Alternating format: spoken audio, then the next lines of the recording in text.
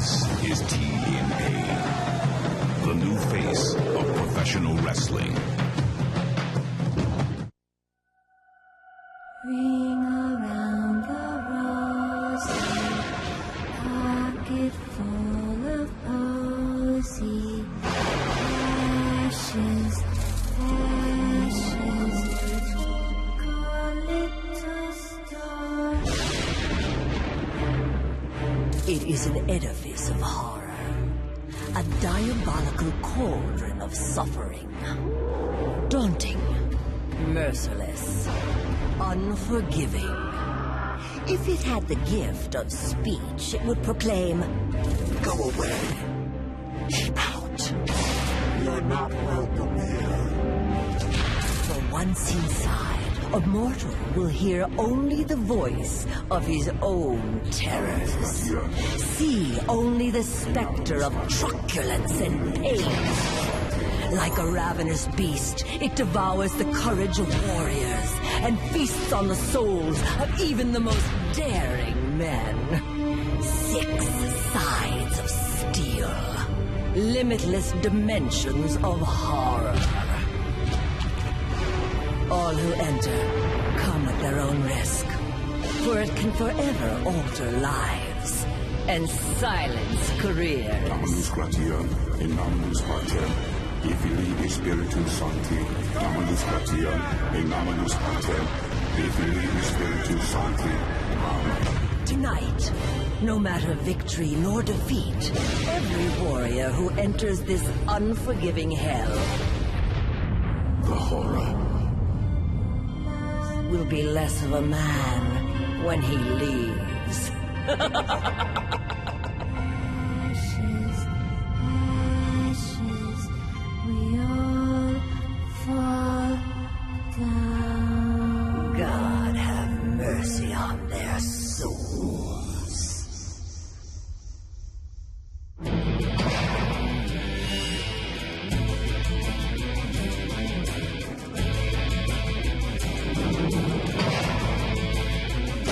And now, TNA Wrestling presents Lockdown.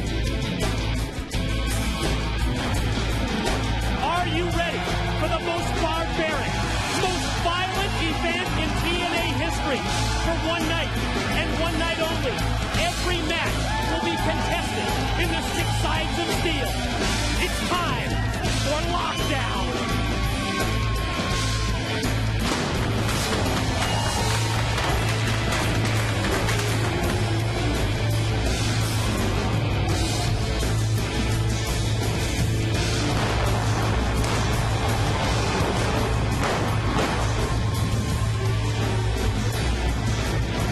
You are looking live at a jam-packed Impact Zone. It's been completely locked down. All the doors in, all the doors out. They've been locked down for one reason: to control the TNA inmates. Mike, when I think about the thousands of people that couldn't get in here, I can't help but think they might be better off, because if you're locked in, anything can happen. Hello once again, everyone, from ringside. Mike today, joined as always by Don West. And thanks very much for being a part of wrestling history by joining us for this unprecedented event. Lockdown, and Don, there's really something for everyone at Lockdown, from the heavyweights to the tag teams to the stars of the X Division. Oh, think about it. I mean, we're going to have an X Division escape match in the Steel Cage. We're going to have an X Division title match inside the Steel Cage. We're going to have tag team title matches. Abyss and AJ Styles trying to get a chance at a heavyweight championship. It'll take place in that cage.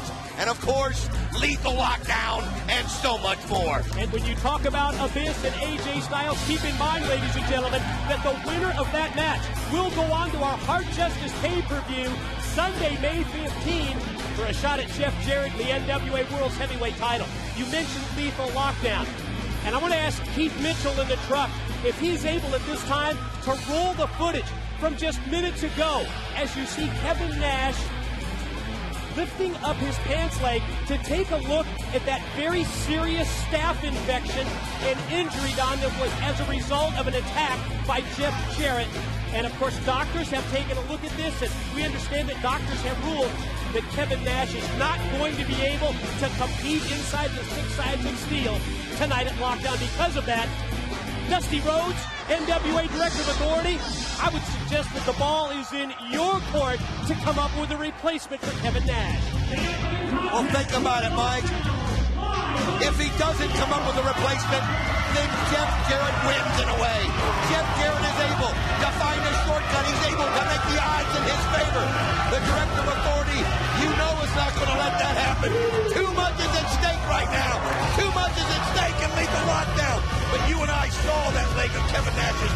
We saw it weeks ago, and we wondered if he'd be able to make it then. Even though it looks better now with what goes on inside that cage. And you know what I'm talking about. There's no way a doctor would even let him attempt to have that open wound inside there.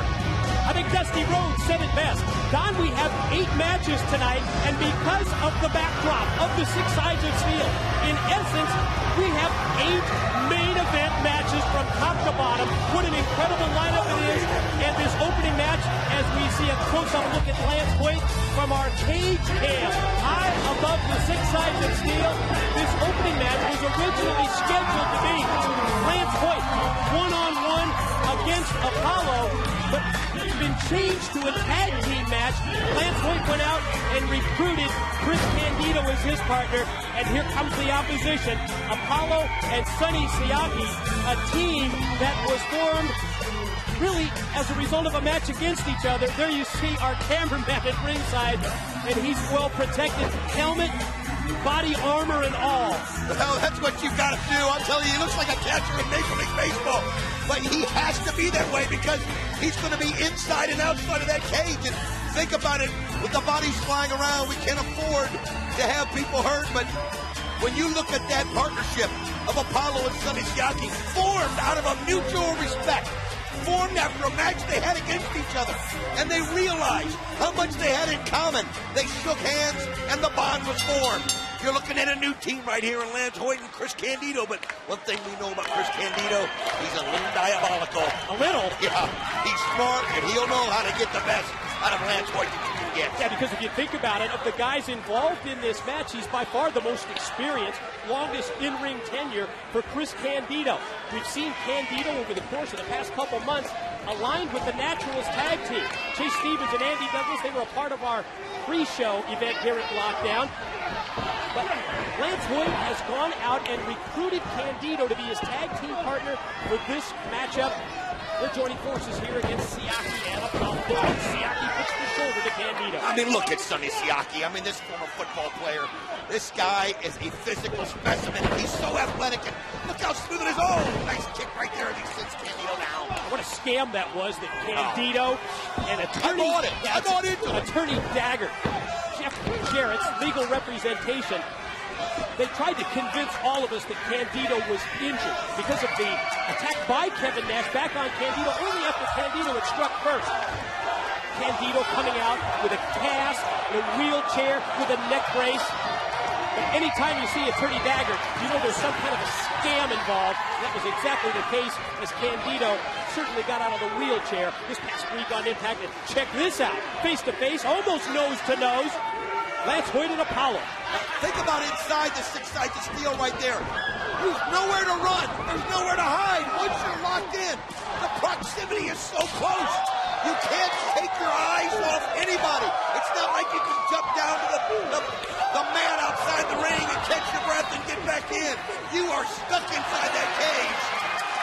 And I'll tell you something, you've got to figure out a way to make that cage work for you. Knife edge job by Apollo, and then another one to the chest of big Lance Hoyt. You know, we talked about Apollo's career prior to coming to TNA. He really did it all in Puerto Rico. Held every championship belt imaginable.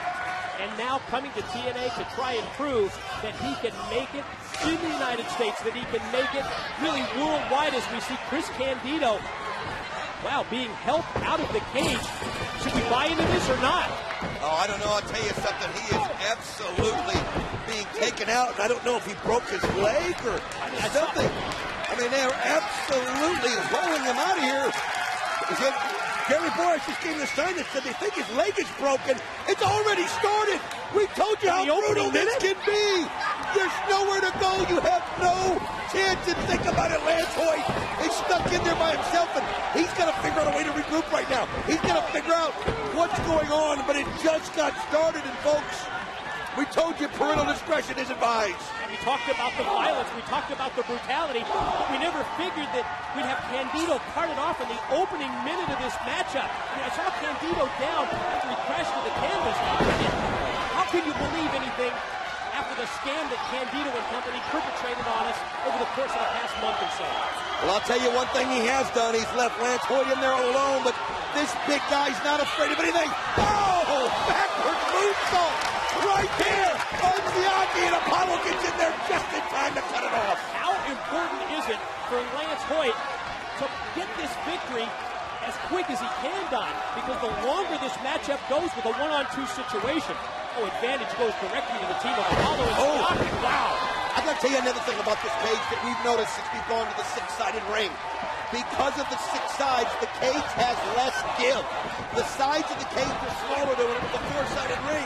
The cage has less give, so when you get thrown into it, face first or whatnot, there's no give, so your body is like an immediate impact, and that's why you see so many people get split open. It's unbelievable. The six sides of steel certainly unforgiving.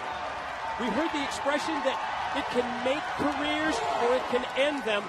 And while we've already seen an injury here in the early going of the opening matchup, with Candido being carted out of the cage and taken out of the impact zone. I'll tell you what, though, it's almost like Lance Hoyt has taken that and is using it for the motivation. He's driven right now. It doesn't matter to him that there's two people in that ring. He realizes that the distance between them is short, and he's got the advantage. Sonny Siaki, as good of an athlete as he is, has got to get a tag to Apollo, or Lance Hoyt's going to make short work of him. TNA viewing audience, bigger than ever, and joining us live for the very first time on pay-per-view. We understand the country of New Zealand is checking in on lockdown tonight, and we want to welcome you to the TNA family. Is he going to do it again? Look at this. As you see, Lance Hoyt going to the top. 6'9", near 300 pounds. Siaki quickly scaling up to the top. Oh my goodness, he just flipped him all the way over. That shows you how quickly Siaki got up there. And Lance Hoyt took a little too long. Released overhead suplex by Siaki on a man who's 6'9", 300 pounds from the top. That was incredible. We're still trying to get some word on the Chris Candido situation. Can we see that? We've got to take another look at this. I told you how strong Sonny Siaki is. This guy is a physical specimen.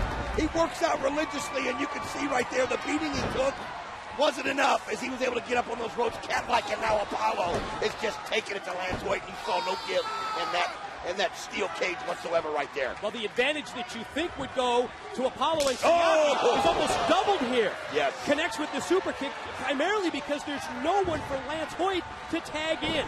Hooks the leg, gets two, and no. Able to roll the shoulder.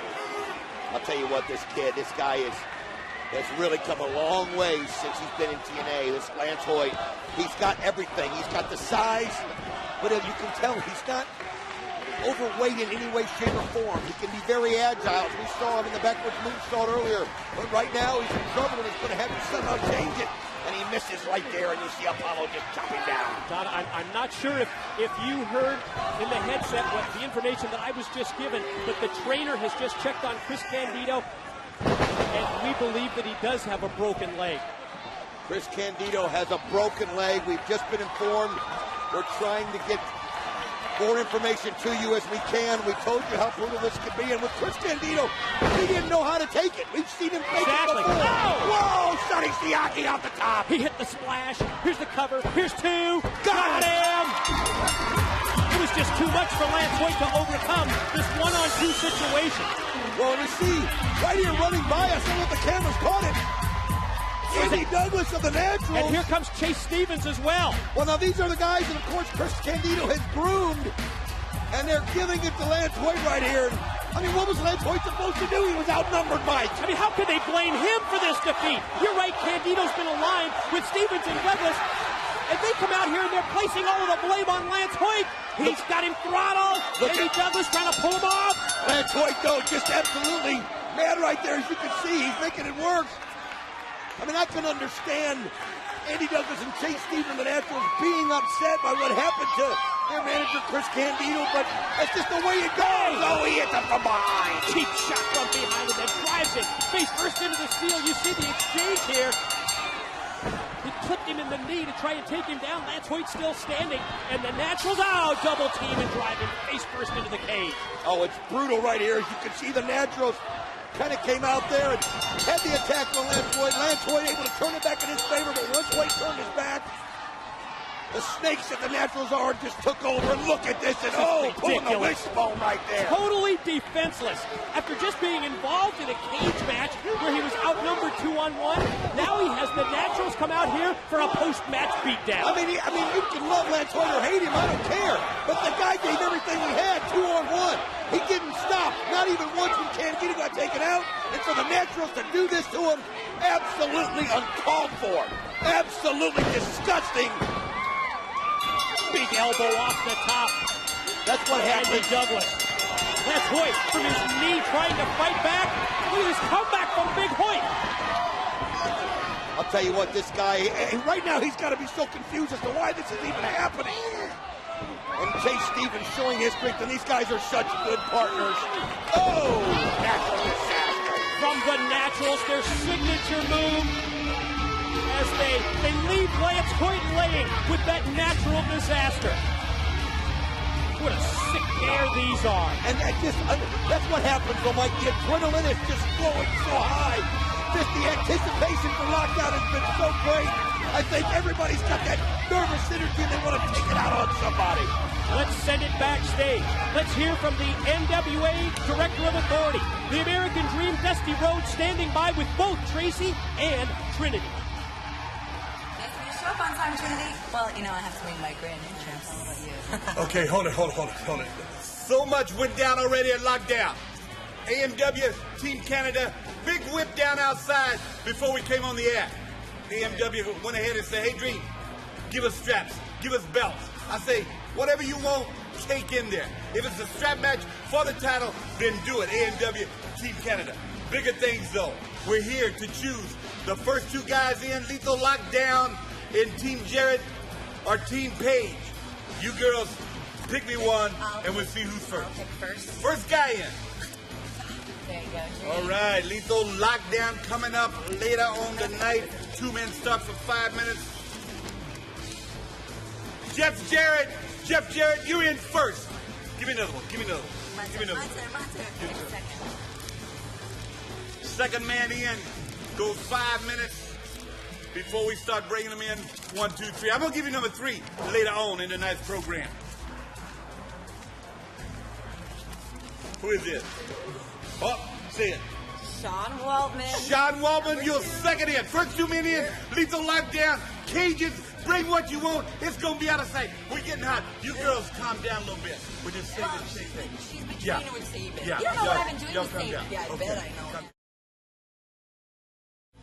The date is April 24th. Lockdown pay-per-view. The Lone Star Dustin Rhodes takes on Team Canada's Bobby Roode. I know it, man. Bobby Roode, no doubt, a great athlete. Bobby Roode, this guy is just getting better and better. Well, this ain't my first rodeo, Team Canada, Scott D'Amore. I do believe that there's never been a Canadian to ever whoop or beat a Texan. Whoa. There's take it never easy. been a Canadian to whoop a Texan in history? Give me a break. You're out here talking about rodeos? Ain't your first rodeo? Well, son, every time I turn on the TV and see a rodeo, all I see is a big redneck like you being thrown off of some bull. And this man is a lot tougher than some stupid bull. On April 24th, Dustin, Canada versus the state of Texas. At Lockdown, I'm going to prove to you that this Canadian is better than anybody to come out of the state of Texas. Tonight, they will be caged and possibly even blinded. It's all about revenge as Team Canada's Bobby Roode challenges Dustin Rhodes in the 2 out of 3 falls Prince of Darkness death match. Dustin pointing to Bobby Roode. Dustin, you get him at Lockdown April the 24th. Wow. Oh, look out! Oh, God, man!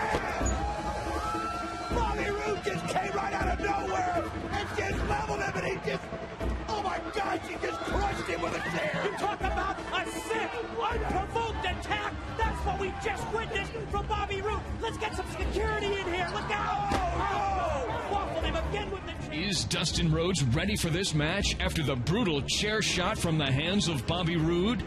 Or will Team Canada's powerhouse prevail in this battle fueled by revenge? The Prince of Darkness death match is next on Lockdown. I have to admit, when I was watching that video package, I flinched again twice when I saw those 6 steel chair shots, and Don, we were just sitting a couple of feet away from Dustin Rhodes. We heard and felt the impact of that steel as it crushed the flesh of Dustin Rhodes recently on Impact, leading to this Prince of Darkness death match. I tried to warn him. I didn't see it in time. You and I were talking to Dustin Rhodes, trying to get his thoughts on things. It was a cheap shot. He was blindsided. He had no chance for defense. And the fact that he just kept it going just shows you how brutal Scott D'Amore has Team Canada. If there's anybody, and I hope he's physically okay, if there's anybody that deserves revenge, it's Dustin Rhodes. And I still feel that shot. And here comes that man, looking and gunning for that payback and that revenge. The Lone Star, Dustin Rhodes, headed to the ring and headed to the 6 sides of steel. You notice as Team Canada's Bobby Roode made his way down the entrance ramp, he was accompanied by both the Team Canada coach Scott D'Amore, as well as further back up as they backpedal up the ramp. For big Alistair, A1 Rouse, another member of Team Canada. The good thing for Dustin Rhodes is they'll be locked outside of the cage, but think about everything we've just seen already since lockdown started. We've already seen Chris Candido break his leg. We've already seen one man take on 2 in the ring, and then the Naturals come in and beat him down for no reason other than they were angry about Candido getting hurt. Think about what's coming up. Lethal lockdown. Anything can be brought in. Think about the tables being brought in from Raven and Jeff Hardy. Every single thing you can imagine can take place tonight inside the 6 sides of steel, and it just got started. And Mike, I think what you're saying is the tone has been set for the evening with the very first match of the broken leg suffered by Chris Candido. Bobby Roode, Dustin Rhodes. This is a 2 out of 3 fall Prince of Darkness match. And the Prince of Darkness hoods will be used on only if there is a 3rd fall in this match. If one of the 2 wrestlers is able to score 2 straight falls, we won't even use that stipulation. Quick roll-up by Bobby Roode. Wow, did you see how Bobby Roode was able to get up there? Did he get it? Did he get the 3 count? I think he just got a 2, didn't he? That was a 3 count. You're right. Wow, that was quick. He did get the 3 count, and that is the first fall. Unbelievable. It happened so fast we didn't even get a chance to catch it. I tell you what, I thought maybe the referee realized that Bobby Roode had his feet up on top of the ropes and using everything, and I don't even think the guy ringing the bell was able to see it, but the referee has told us he has counted a pin, and already Dustin Rhodes is down 1. Yeah, think about it. Dustin Rhodes is all of a sudden in a sudden death situation. Dustin Rhodes cannot afford to lose this next fall. 2 out of 3 fall match. He's already down 1 zip. But he's got Bobby Roode tied up in the ropes right there. He knows he's got it vulnerable, and he lets him have it, and he gives him the shot right where it counts. Bobby Roode down in a heap as Dustin Rhodes goes right back to the offensive. Going to take him up into the air and position him up on that top turnbuckle. A weakened Bobby Roode, precarious position up on top, and Dustin going to use the cage to climb up. 2 out of 3 falls. If we do go to a 3rd fall, the Prince of Darkness hoods will be used. Superplex attempt.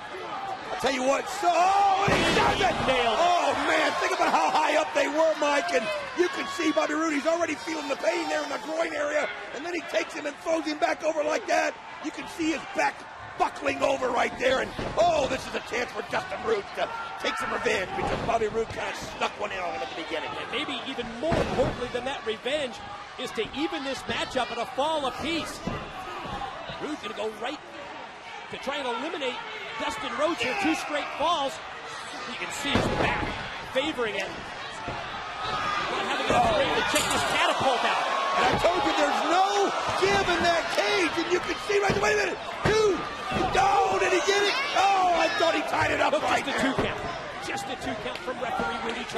But you saw Bobby Roode's face go into that cage, but there's no give. Oh my goodness. Look at that. Talk about no give. You made that point, Don, right at the top of the broadcast tonight. The difference between this particular cage, the 6 sides of steel, and any other steel cage you might see in professional wrestling is the structure is just so strong. So tight. I mean, there is this absolutely unlike anything. Did he get it? No! Again, Dustin Rhodes so close. Referee Rudy Charles only giving him a 2 count. And I'm going to tell you something. If Bobby Roode keeps getting out of those, it's just going to start weighing on the mind of Dustin Rhodes, and he's going to get more frustrated and more frustrated. And if he makes a mistake, Bobby Roode will take advantage of it and end it real quick. Attempted the bulldog out of the corner. Bobby Roode able to put on the brakes and stop that. Oh, nice kick right there. It's already sore from the first time he did it. Dustin Rhodes knows it, and after the chair shot he took, as far as I'm concerned, there's nothing off base. Crowd firmly behind. Oh! Attempted the bulldog. Surprisingly, Bobby Roode able to shrug him off and send him halfway across the ring. The power of Bobby Roode. We've talked about his strength so much. He is the strength of Team Canada. Oh, and he just pulls right in there to Dustin Rhodes. Man, head first. And you can see Dustin Rhodes, that just takes the air right out of you. Yeah, you're right. We often mention as Team Canada. We understand that. You've got to win 2 falls, however, D'Amore. You're only up 1-0. Oh, that big load just coming over here and putting his bad breath on us, man. Good gosh, and it smelled like Canadian bacon. Roode back in control. Boot delivered into the ribs of Dustin Rhodes. Pretty easy to see where Bobby Roode is focusing his offense. That's on the ribs of the Lone Star, who's in trouble. Oh, I'll tell you what, and I mentioned it, that every time he had the near fall and not getting it was just giving Bobby Roode more confidence, and it was frustrating Dustin Rhodes more, but Dustin Rhodes is a professional. This is the guy who's been in wars all over the world in this ring, and he's going to give it everything he's got, but right now Bobby Roode has total momentum. And Dustin Rhodes is a true professional, and also one of the wrestlers who's trying to give back and trying to pass the torch to some of the younger talent as Bobby Roode goes. Did he get it? No, just a 2 count. There he goes again. No, just another 2 count, another near fall. I think of Dustin Rhodes, and I think of that relationship, that association that he has with young Cassidy Riley, and how proud we are that Dustin wants to help the young wrestlers in TNA. I'll tell you what, Cassidy Riley has gone so far under the tutelage of Dustin Rhodes, but right now he's nowhere to help him. And he's got nowhere to hide. He's inside that steel cage, and Bobby Roode is in total control, using every trick that he knows, and he's cutting the oxygen from Dustin Rhodes right here. And he's getting ready to end this thing. But wait a minute, Dustin Rhodes gets to his feet, and here come the elbows, but it's just, they're just trading blows. Mid-ring exchange. Dustin getting the better of it, going to try and fire him off, and does into the turnbuckles, but then walks right into that big boot. Almost as if Coach D'Amore at ringside is frustrated. Oh, wait a minute, quick roll up. Did he get it? No, man, how many times? Wow. Small package for a 2 count. Bobby Roode answers with the clothesline. And of course, Roode, notorious, famous for that rabbit clothesline, that northern lariat, where he nails you from behind, where you never see it coming. Big knee drop off the ropes. Pin attempt here leads to another 2 count. I'll tell you what, it's just the force that you get coming off the ropes like that, when you're big like Bobby Roode is, and you apply the knee right there, you can see the pain in Dustin Rhodes' face. And there's nowhere to get out of there. I'm not sure that we can continue to refer to Bobby Roode as the big man, the muscle man of Team Canada, when you see the latest edition, A1. Alistair Ralphs around ringside. Seeing D'Amore on the outside looking in. There's the close-up look at Alistair Ralphs. And seeing D'Amore on the outside of this cage, almost pick up a sense of frustration that the Team Canada coach is not able to interfere and not able to get involved in this match. Thank goodness. Oh, as you can see right there is referee Rudy Charles checking to see if Dustin Rhodes has anything left in him, and Bobby Roode just in total control, and oh, wait a minute! He just about called it, and there he is! Dustin Rhodes reaches in and finds that inner streak and able to fight it off. Still some life left in Dustin Rhodes. Crowd at the impact zone. They've been fully, firmly behind him. And now trying to show him their support and trying to get him back up to his feet, but just soon as he does, he's cut off by Rude. And here you see the standing room only crowd. They're sardined in once again, getting to be a pay-per-view ritual here in Orlando, Florida at Universal Studios Stage 21. The Impact Zone, Don, is rocking for lockdown. It's as loud as I've ever heard it, and I'm going to tell you something. As you can see, Bobby Roode again pulling on the neck of Dustin Rhodes, but this is a guy from the state of Texas, and he takes great pride in being from the state of Texas, and he's not going to let him down as he gets to his feet, and he shows what Texans are made of. One way to counter the chin lock. Look at that! Right up to his shoulders. Yo, that's unbelievable. How do you reach down and find that? The strength of Dustin Rhodes so evident, taking Rude up into the air, then powering him down back first to the canvas. But I mean, Dustin's tank is just about on empty. I'll tell you what, it looked like he had nowhere left to go, and Bobby Roode was going to just take it to him, but you could see there where Dustin Rhodes realizes he's got to get a pin to keep this thing going, and he can't stop now. That's the key. Bobby Roode up 1-0 in this best 2 out of 3 fall matchup, where those Prince of Darkness hoods will only come into play if there's a third fall. You can feel the momentum switching right here, though, Mike. You can see it. As you can see, Dustin Rhodes is getting that gleam back in his eye.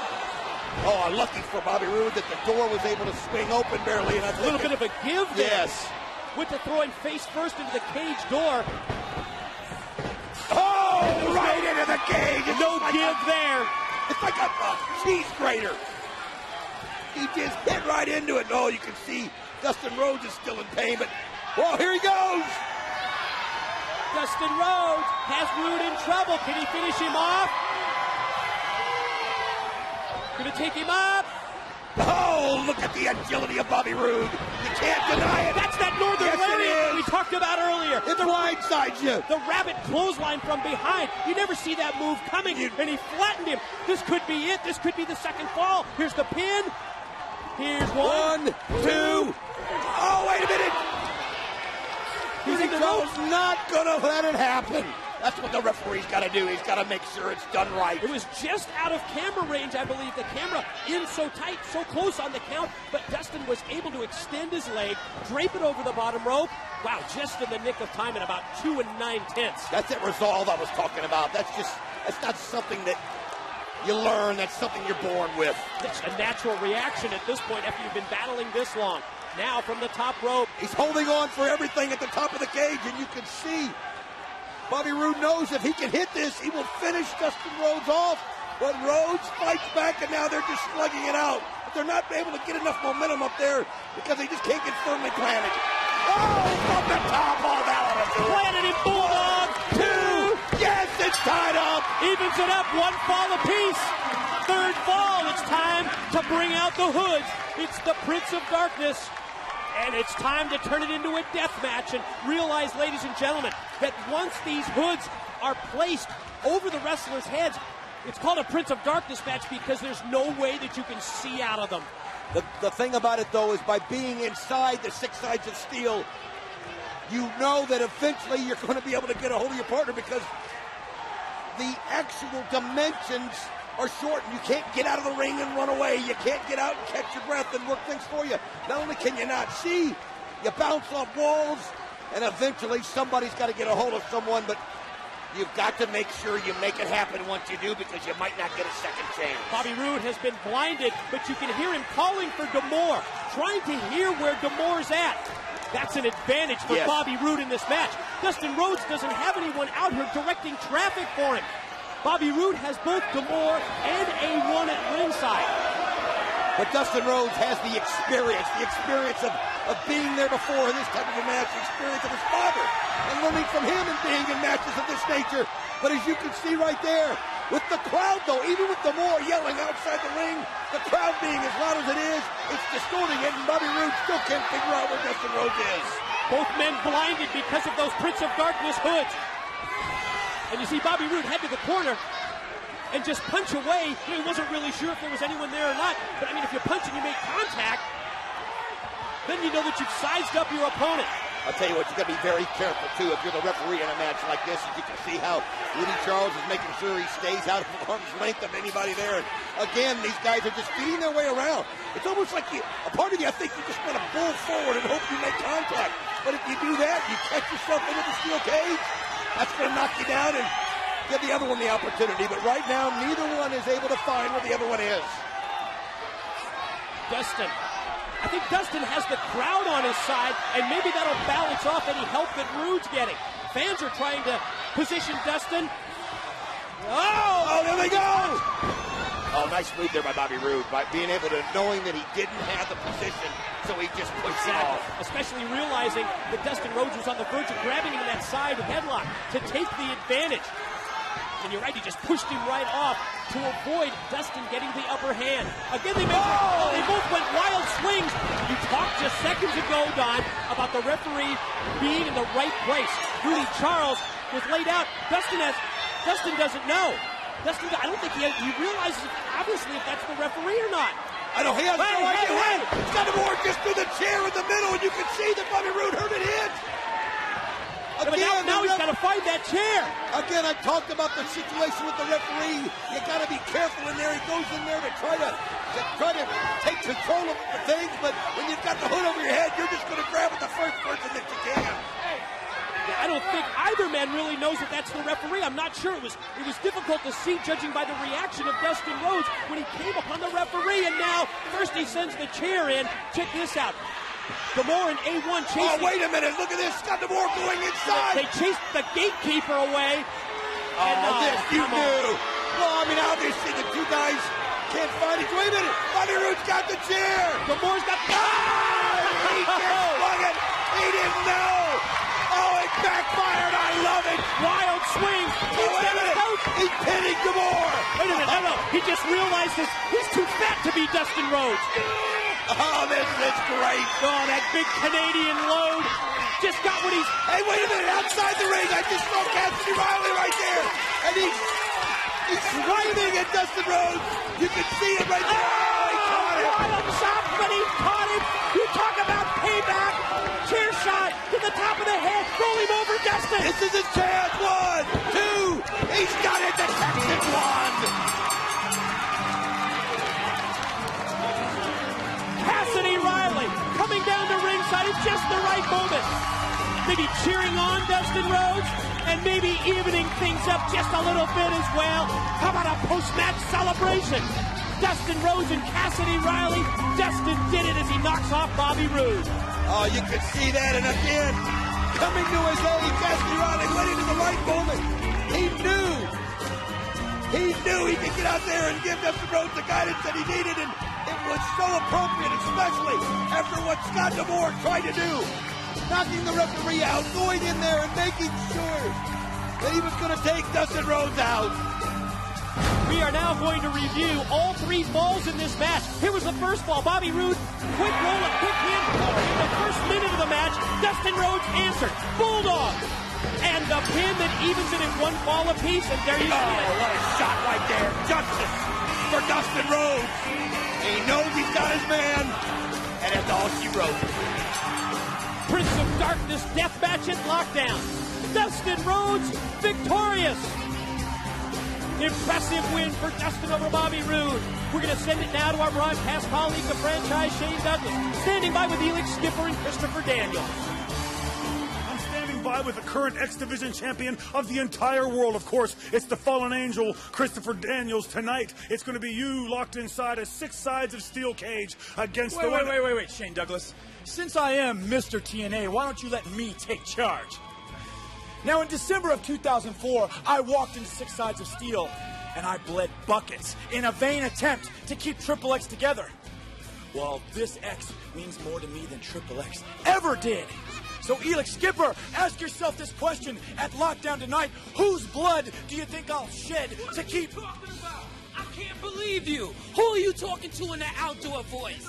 Actress? I told you a couple of weeks ago, when the time was right. Well, guess what? The world is watching, and the time is right. Comment?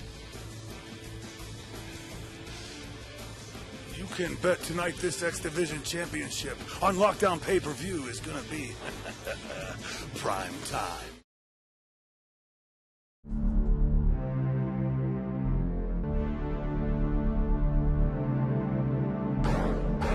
Oh!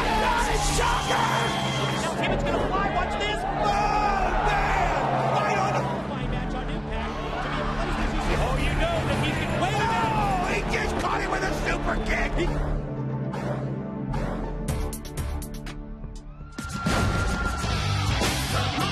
me, one of the most intriguing aspects of tonight's Lockdown pay-per-view is that not only are all the matches contested inside the 6 sides of steel, but the different stipulations for all of the matches as we see Michael Shane, the first of 4 competitors to head to the ring. I think there's a story here.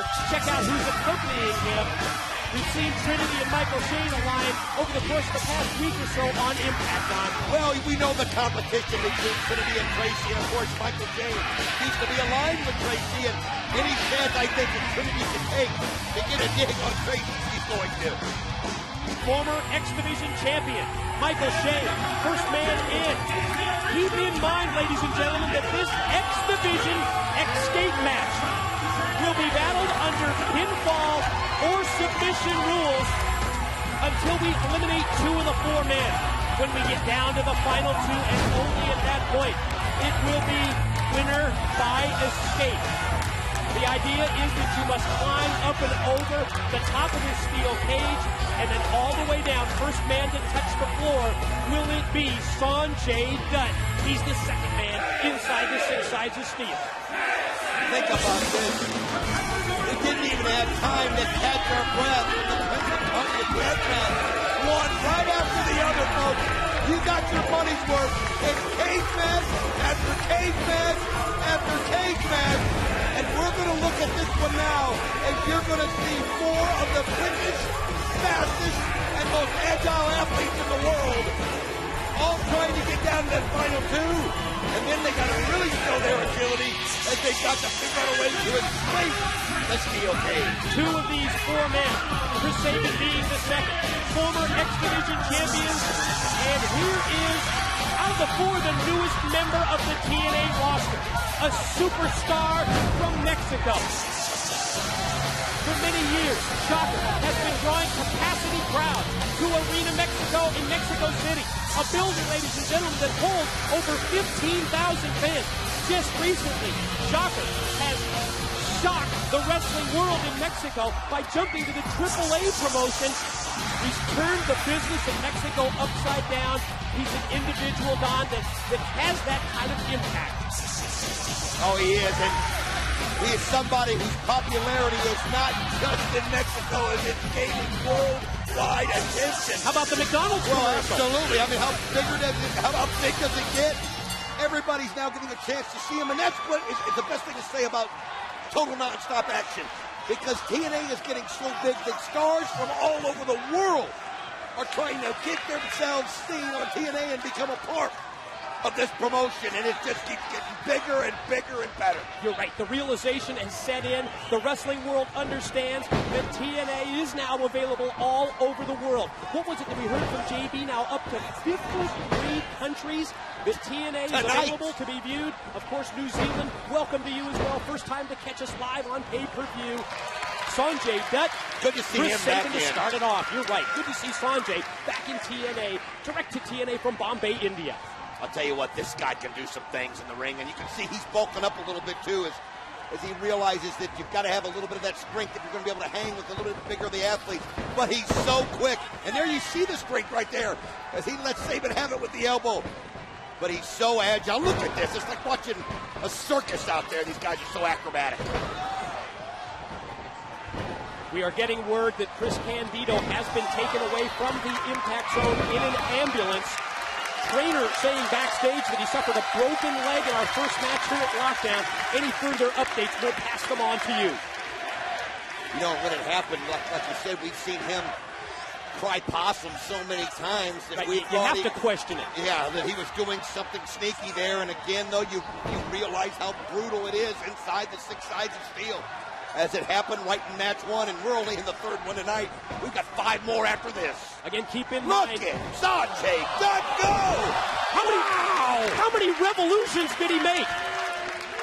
That was unbelievable. I just looked over and couldn't help it. I even saw a grin on Shocker's face. Like, what was that? Punctuating it with that great scissors take over, and it's answered by the Hurricane Rana by Sabin. Wow.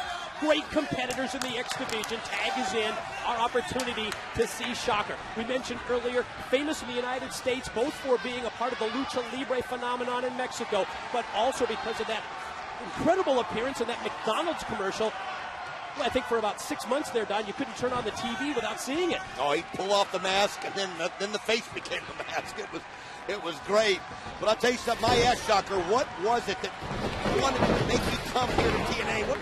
What was the biggest thing that made you want to be a part of this? And you know what he told me? He wanted to show off his skills against these X Division athletes because he said they're the best in the world, and he's doing just that right now. Able to grab the side headlock on Michael Shane out of the move and then drive him down face first to the mat. Follow up in the corner with a knife edge chop. Shocker going to take Shane and drive him across and does into the turnbuckles. Follows up with the leg and face jam. Just slam the face right down into the mat right there as Michael Shane on the losing end of this right here. Shocker just going to town, makes a quick tag, and now Sanjay doesn't shock. It's almost like they're teaming up together, and they sure are. Oh, beautiful teamwork. Well, if you can team up together to eliminate one of the other wrestlers, almost like a survivor situation.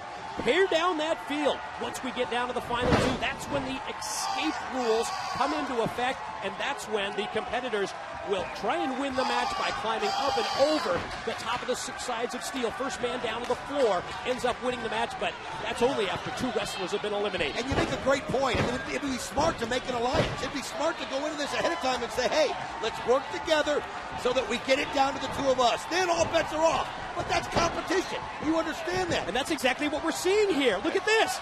Oh, man. Incredible teamwork from Saban and Sanjay Dutton. Michael Shane can't find a friend out there. Sanjay with an assist from Saban almost puts him away. Oh, they love the X Division here at the Impact Zone and all over the world. What incredible athletes, high elevation that time. Michael Shane taking Sanjay, tossing him high up into the air, and he went face first into the cage. I'll tell you what, you can't give Michael Shane an inch or he'll take a mile. This guy is so sharp. He's a former X Division champion. Somebody that held that title a long time, and he's got so many skills and so many weapons, and now he's got control, and he's going to roll Sanjay up right here, but no, not enough. Hit the short arm clothesline, immediately went for the cover. You can even see the blood on the shoulder there of Michael Shane. Any contact that you have done with this unforgiving, very dauntless steel cage, as we see him now hooking Sanjay up in the corner, but any contact that you have, it's going to open you up. I mean, look at right there as you see where the camera goes through. He's got no room to move. Once you get your foot stuck in there, and that's what he's got. He can't get out of that right now. Oh, he's at the mercy of Michael Shane, and he just levels him with the kick right in the face. What are you going to do? Caught him with the baseball slide. Here's, barely gets not even a 2 count from referee Slick Johnson before Sanjay is able to use his leg strength to power out. I'll tell you what, that was a great camera shot right there as you saw the feet of Michael Shane coming right in. There was nowhere for Sanjay Dutt to go, and that's how quickly the momentum can turn inside that small area right there. What a great job by all of our cameramen here at this lockdown event. You know, oftentimes difficult, Don, to see through, to get great visuals because of the 6 sides of steel cage, but that's not been the case tonight. I'll tell you what, it was a great move right there. What they did was they put a section of the cage where the camera could actually view inside. Great idea. You could see it right there. Great idea, great shot. That way you don't have the distraction, the distortion of all the different cages right there in front of you. Whoever came with that idea, fantastic job. Also, it's what separates TNA from everybody else. Sanjay charges in. Michael Shane able to get the boots up in the chest. Gonna go for the quick pin attempt here. 2. Nope. Sanjay still powers out at 2. Tell you what, Sanjay Dutt, we talked about how great it is to see him back in here, but he walks right into this. I mean, he was able to get into the shot at this escape, that we call it, but over there in Japan, he's been away from TNA for a little while, but how quickly he comes back. Look at that! Moonsault off the top, lands on his feet, charges at Shane. Shane able to elevate him up. Oh! You can see Michael Shane trying to fight it off with all he could. He tried. But the leg strength of Sanjay allowed him to take him over with the head scissors. And now the tag is into Saban. And Saban and Shane, we've seen these two battle it out on many occasions. 2 of the real stalwarts of the X Division. The reversal sends Saban in. Look at Saban holding on for everything. And great move by Michael Shane as he just rammed his head right back into the cage. You're right, he just backed up. Oh, back of the head into the cage. Michael Shane is basically taking him on 1-on-3 right now. Smart move that time by Michael Shane. The momentum sending Sabin in. Pin attempt, nope, leads to another near fall. And Michael Shane has had several near falls on Sanjay Dutt. A couple here on Sabin, but no luck so far. Michael Shane has got to get a tag into somebody and somehow try to find a way to get a breather. He's just going to have to do it. They might try to avoid one. But it seems to me that the three people have been teaming up on him from the beginning, and I guess that's from the history of all the times that Michael Shane has screwed these guys in the past. But you could see Chris Sabin. Oh, nice duck. There he comes. Oh, DDT's him off the top of the rope. Springboard into that tornado DDT. Still not able to go for the pin attempt as we look over the shoulder of Trinity at ringside. Cheering on her man, Michael Shane. I'll tell you right now, if Chris Sabin can find his way to get on top of Michael Shane right there. Shocker sees an opening here. Oh, look at him. You see the way he's perched. It's almost as if he knows that if he stays out, he survives longer. But at the same time, if you see the opening and you might be able to put away one of these men, you eliminate them from the field. You've got to take advantage of someone when they're vulnerable like that, and that's exactly what Shocker saw. Clothesline, scoop slam. Oh, how smooth was that? Spring back off the ropes. No! Michael Shane fights out of it. Shocker reversed off into the ropes by Shane. Nice slide through to avoid the counter. Oh, perfectly placed dropkick. Took out his knee. Look at this. Look at roll up. 1, 2. Did he get it? No. That beautiful rolling Mahistral cradle only enables him to gain a 2 count on Shane. Wow, I don't know how Michael Shane was able to get out of that. Pure resilience. Nice boot up there to the face. Shocker feeling so confident that he came charging at Shane. Shane able to get the boot up. Holding. Oh, wait a minute. He's falling down. He's going to go. Look at this. You see now. Look at everybody. Oh, Michael Shane is in no man's land. He's in no man's land. And Sanjay also in the Boston. And so Shocker. Look at Shocker. You're right. Oh, unbelievable. Chris Sabin's the only one that had the advantage there. Oh, look at that. Unbelievable action. This is what it is that separates TNA from everyone else, that makes Total Nonstop Action Wrestling so special. Shot off into the corner. Sanjay follows. Wild kick by Sabin, but it connected. I don't think there's any partnerships going on right now. I think everybody realized it's... Oh! Just slaps it down. Running sit-out powerbomb, but Shocker was there with the perfectly placed drop kick. Not sure about that strategy. Should have allowed him to be eliminated. Up to the shoulder. It's the adrenaline right there. You're just caught up in the emotion, and it almost comes to a point where you want to be the one getting the pin. You're right, cover here, and no, I thought Shocker was going to be the one to make the first elimination. Forearm shot off the ropes. Sabin avoids the kick. Oh!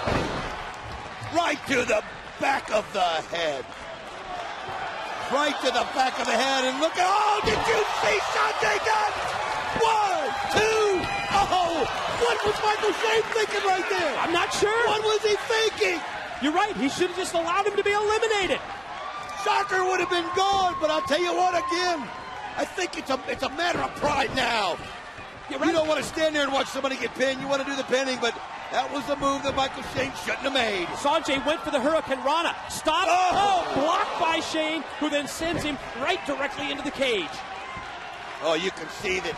Oh, super kick planted perfectly. And then Shocker plants one perfectly. Oh, man. Shocker drops the elbow. Here's the lateral press. Here's the 3 count. He got him, and he's eliminated Sanjay Dutt. That's elimination number 1. 1 down. Once we get another elimination and once we're down to the final 2 competitors, and only at that time, the escape rules will be in place where you must escape the cage. It's a matter of survival right now. Wow, look at the strength of Shocker as he's able to reverse that to his favor. And again, right there on the knee, man, right to the gut of Michael Shane.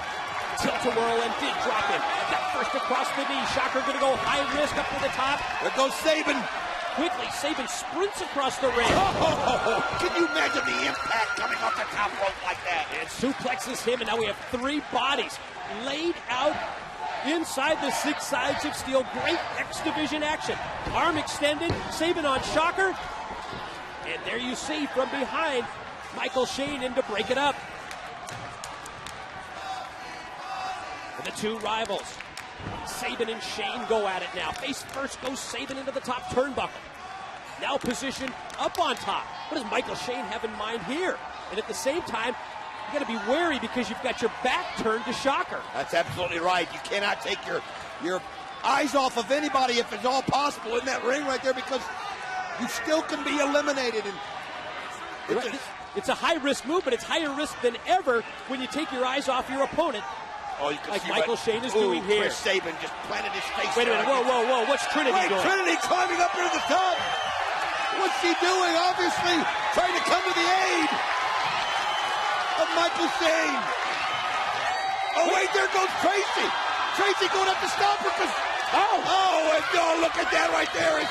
Trinity just kicks her down. There's another one holding the leg. And she crashed down. Oh, my gosh, man. I hope she didn't do the same. Wait a minute. Oh, you can see just screaming in pain. Wait a minute. Go to the camera to Trinity. Oh, my God. You got my God. Trinity on the top of the cage. No way. No way. You've got to be kidding me. Wow, the crowd's going crazy. Just when you think you've seen it all, you watch a TNA pay-per-view and you see an incredible move like that. This woman jumped out of airplanes. She's driven motorcycles out of airplanes. So I guess we should be surprised that she can moonsault off the top of the cage. Look at this again. What a great shot. Yes. Absolutely fearless. The female daredevil moonsaulting off the top. Here comes Tracy. Oh, caught her blindsided. Later on with the clotheslines. Oh, look at this. Michael Shane sends Tracy out of the ring. He just flung her right through the door. The door was open for her to come in, and he sent her out. This could be cradle shock. Well, there it is. Did you see it? Yes, he hits it. 1, 2. Sabin has eliminated Michael Shane. We're down to the final 2. We're down to Shocker. We're down to Chris Sabin, and now it's escape rules.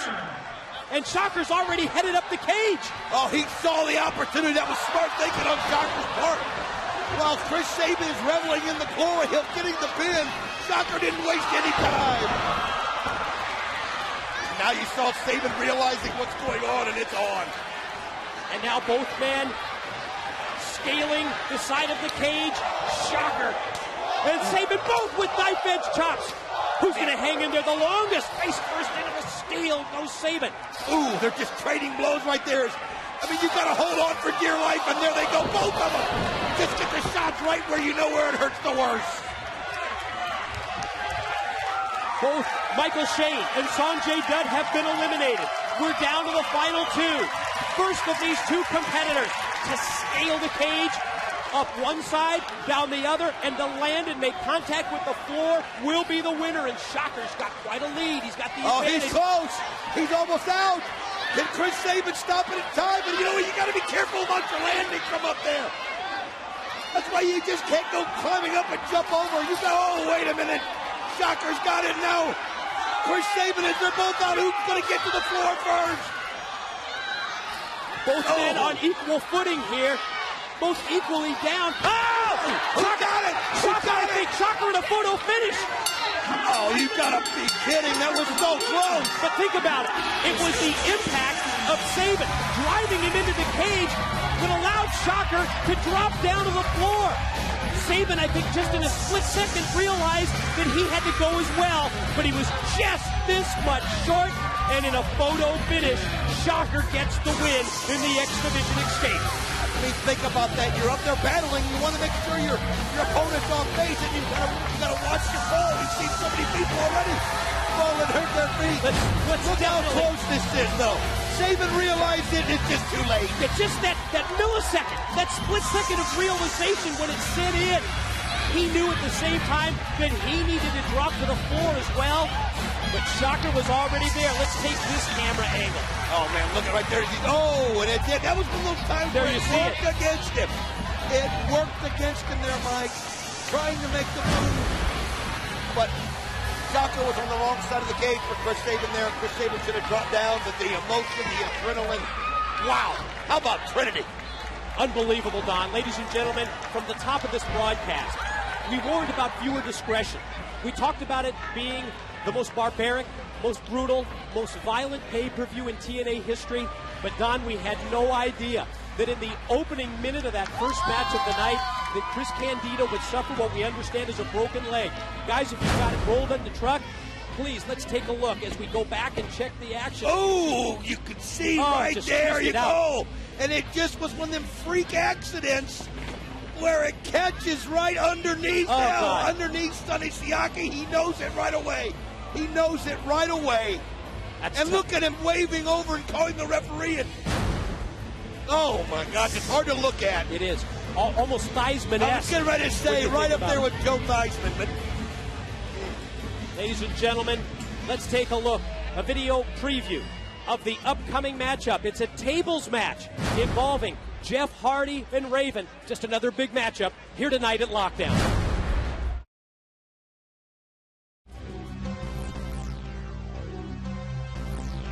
If you aren't with him, you're against him.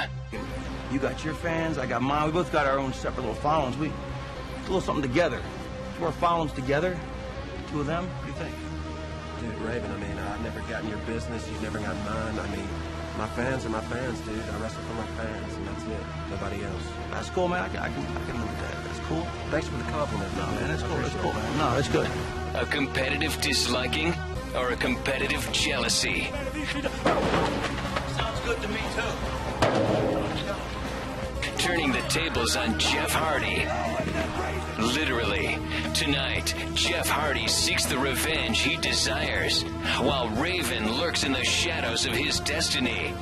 It's the charismatic enigma Jeff Hardy versus Raven tables match inside Six Sides of Steel. Welcome back, everyone, to this Lockdown pay-per-view event. It is time for a tables match inside the Six Sides of Steel. Keep in mind, Don, during this matchup, as we see Raven make his way to the ring, straight jacket, of course, in place, you must put your opponent through the table. You must forcibly drive them through the table to win the bout. it's going to be brutal. And you think about this match and you try to figure out who does it favor the most. We think of Jeff Hardy in tables. We think of Raven in tables. And we think brutal, actually. We think of Raven. I don't think anybody has a distinct advantage in this match whatsoever. We're going to see who can be the most opportunistic, because that's what you got to be. If ever you would think that there's a match that's tailor-made for Jeff Hardy, if it involves tables and if it involves a platform like the Six Sides of Steel, then this would be it. Straightening out a little visual right there for Raven to see. He's got chairs in his hands, and you know what the director of authority said. I mean, it was going to be brutal. People are bringing anything into the ring that they want. There's basically been no rules going on tonight, and what a night of action it is. But one thing about Raven is he is so cunning. He is so, I use the word diabolical a lot, but that's what he is. He plays mind games with you. And by getting Jeff Hardy inside that cage with the door shut, it might play in his favor. And how about Raven interrupting an interview recently on our Impact broadcast, attacking Jeff Hardy with that trash can, and here we go, the bell is rung and we're underway. Well, you can see Jeff Hardy's bringing the fight right to Raven, and he takes him right into the leg, not even wanting to mess around. I mean, this is like a Jeff Hardy we haven't seen before, being so aggressive right from the get-go. Now Hardy get off the ropes and then springs off the chair and crashes into Raven. I thought it was interesting that Jeff Hardy mentioned that he was reborn at Destination X, and it was, oh man, Raven able to move out of the way. It was almost as if we witnessed the quote-unquote old Jeff Hardy that match up against the Monster Abyss, and Raven sends Hardy, wow, directly into the steel, grabs him right by the hair and does so again. I'll tell you what, he told me that himself. He told me that he felt alive again. He felt like being in the ring again, and it was just the emotion that you could see in his face. And he's going to need to have all of that right now. He's going to need to reach in and pull out all the past things that he's done, because he's going up against somebody, the force like Raven. Yeah, someone as diabolical. Oh my gosh, what a foot right into the, oh, that was awful. And the camera work just incredible here at Lockdown. taking you so close to the cage, feeling the impact as Raven charged across and just drove his boot right into the head of Hardy, and Hardy's head sandwiched right into the steel. I've got to reiterate again, as you see him do the drop toe hold right on the chair there. One of his patented moves. I've got to reiterate how there's no give in that cage. Because of the 6 sides, it pulls it in tighter, and there's just no give, and you see it time and time again tonight. When you hit that steel cage, it's like hitting a wall of steel, and it just... You look at the holes there between the cages, it's like a cheese grater, and all the pain that it can cause. Raven positions the one table in place and then spiked him, dropped him on his head. Raven effect DDT. Usually you see that move, and the follow is the pin attempt in the 1, 2, 3. That's not the case here. You win this match by taking your opponent and driving him through the table. This could be it. Oh, man, as you saw right there. That doesn't get you anything. You've got to drive your opponent, but you could see what Raven was trying to do. He was trying to leave Jeff Hardy helpless so he could just do whatever he wanted to with him. But Jeff Hardy able to have enough instinct to get out of the way, and I think Raven went to the well a little too early right there, thinking he had Jeff Hardy under his control, and it just didn't happen. Great timing by Hardy. Able to move out of the way, avoid that contact, which would have cost him the match. Hit Hardy, able to turn things around here. Driving that right into the neck of Raven, cutting out the windpipe. Yeah, cutting off any kind of a flow of oxygen, any air. Hits with the suplex. Picks up the chair. Now what does he have in mind here? Oh, I'll tell you what. what. For the leg drop? Trying to bring it right there on the ribs of Raven, it looked like. Raven recently lost a little bit of weight going through a food poisoning bout. But I tell you what, something like that just drives him on, the pain. He uses it to his advantage. Right. Yeah, as sick as someone like Raven is, he probably uses something like food poisoning to get him fired up for this match. Absolutely, but Jeff Hardy's showing no sympathy whatsoever as he's just letting him have the rights. Yeah, you're right. Matchup is turned in Hardy's favor ever since Raven crashed through that table. Oh, well, that was such a brutal blow. I mean, he went for the death blow. I mean, he went to end it right there. Hardy just able to get out of the way, and now the momentum has changed. But, oh, you can see Raven trying to hold off. And again, when you hit that steel, the impact is so hard. I'm not sure, but did he open Raven up? I'm not. Almost looked like Raven's head. Well, somebody's bleeding there. You can see it. Either that or it's the pain of Jeff Hardy. The pain of Jeff Hardy's arm, but I can't see. Oh, he's just rubbed. Yes, he did. He busted him open. Oh, and he's using that greater effect right there as he's just raking the head right across the steel cage. Not for the faint of heart. Hide the women and children. Dusty Rhodes told you prior to this event. The director of authority laying down the law for the lockdown matchup with everything in the nice suplex right there by Raven. How did he come up with that move? I'll tell you what, in his condition. I'm going to tell you something. He just saw an opportunity and took it. I mean, you got any time the weight changes balance, and you can use it to your advantage. You can't hesitate for a second, and Raven didn't. Hardy actually first up to his knees, trying to get to his feet as the blood flows from the head right down the nose of Raven. I'll tell you what, though, he's somebody that once he realizes that he sees that blood on his person, he'll use it to fire himself up. He's just that sick. Now Raven climbing up to the top. Raven has Hardy up to the top. Oh! Flung him off from the top rope. Both men crashing down to the canvas. It looks like Hardy caught the back of his head. That's what I thought. The back of his head just landed with a thud. Oh, I don't know if we can see that again of some sort. Now, check this out around the inside. Hey, it's like the New York Mets. Members of the New York Mets, Chris Benson, Tyler Yates, Scott Strickland on hand here. So many of the Major League Baseball players, NBA stars, NHL as well. Just love TNA as we see Hardy out of nowhere connect with the move. Big time at the twist. I'll tell you what, you mentioned it earlier about this guy's rejuvenation in this sport. When you think he's down and out, don't even count him out, because the rock and roll star Jeff Hardy, I don't know how his drum beats, as you can see. He's set the table up. I mean, I can't, the crowd's going crazy. Positioning the table in place, realizing that he must take Raven and power him through the table to win this matchup. You'll see in the Mets at ringside reminds me how many of the sports stars really love TNA.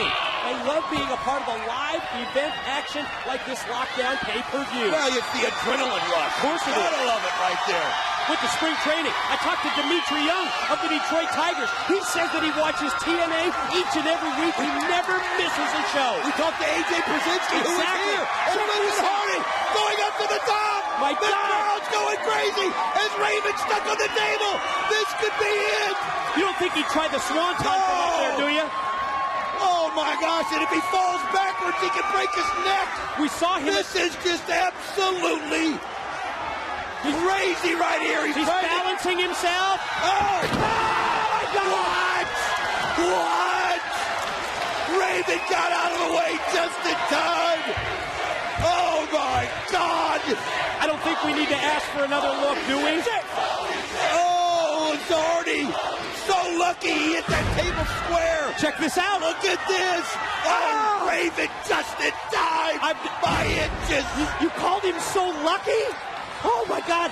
What if... Oh. Let's hear this. Let's hear it. Oh, the crunch.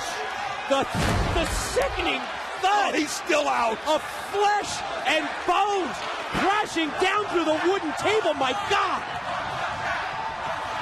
Unbelievable. Oh, I'll tell you something. He probably doesn't even know where he is. He's just stunned. The crowd is stunned. They're standing in stunned amazement. I can't believe what they've seen. At the spectacle that they're witnessing here at Lockdown. Oh, Jeff Hardy just... I'm wondering what's broken on his body right now. He still doesn't even have the strength. Oh! Raven doesn't wait a second as he drives them into that chair. Right in. Look at the horror and the sadness on the face of the crowd. Raven realizes that the opportunity has never been better for him to put Hardy away. Can he take advantage of that highest of high-risk moves off the top of the 6 sides of steel, face first into the chair? This is where the sadistic side of Raven kicks in right here. He just thrives on that. He knows Jeff Hardy's in pain. He knows his ribs could be cracked, broken. It doesn't bother him for a minute. It just drives him on. And here he goes. Up to the top of the rope. Could inflict any kind of damage he can to Jeff Hardy. But Hardy comes right up. Right off of the chair. It was a wild move. It was a desperation move by Hardy, but it worked. You know, I thought Raven was taking too much time, and I realized it's because they're in so much pain. They got to steady every step that they take. And if they go for one of those high-risk moves, they can't chance it. I mean, these guys in such a short period of time have done things and gone through tables at a force we've never seen before. Hardy, first back up to his vertical base. Hardy comes at Raven. The already bloody face, the crimson mask of Raven, repeatedly driven into the steel, and Hardy's going to charge at it. Oh, what a shot right there to the back of Raven, and you can see him writhing in pain. I don't think I've ever seen him kick around like that. I can't even believe Hardy's on his feet, Mike. That's amazing in itself.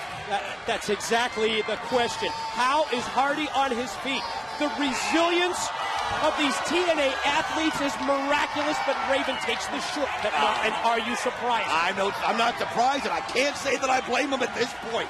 I mean, the other guy's trying to drive you through a table, and sometimes you got to take any chance that you have, any shortcut that you can to get the momentum. And oh, now that's a little brutal right there as he takes the broken piece of the table and just driving it into the face of Jeff Hardy. The jagged edge of that piece of table used as a weapon by Raven, scraping the forehead of Hardy.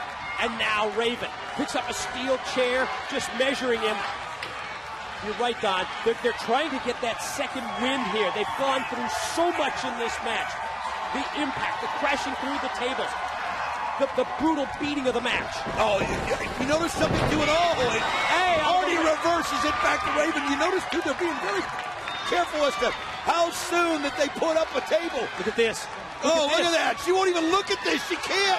She just got her head turned. We warned you. Hide the women and hide the children. You've never seen anything what's this Hardy violent. doing? No, not again. What are you doing? Hardy. Wait a minute, Raven tried to get the gate open to get outside. Hardy's scaling up to the top of the cage now. He's there. Raven. Raven does so smart. He gets the cage door open and Jeff Hardy just catches the top of it. You can see the pain on his face, Mike. Oh! He did it again. Great move by Hardy as he slammed the gate on top of Raven's head. Just a natural reaction, I think. Even when he was crouched up on top of that steel cage door, he was able to have the mindset to crash it down. The people can't believe this. They can't. What's he going to do? And Raven got the feet up just in time. Hardy again off the top of the cage. Raven gets the boots up. Will that be the difference maker? My God, how's Hardy up to his feet? As you see Raven not wasting any time, thinking that he may have a quick advantage right there.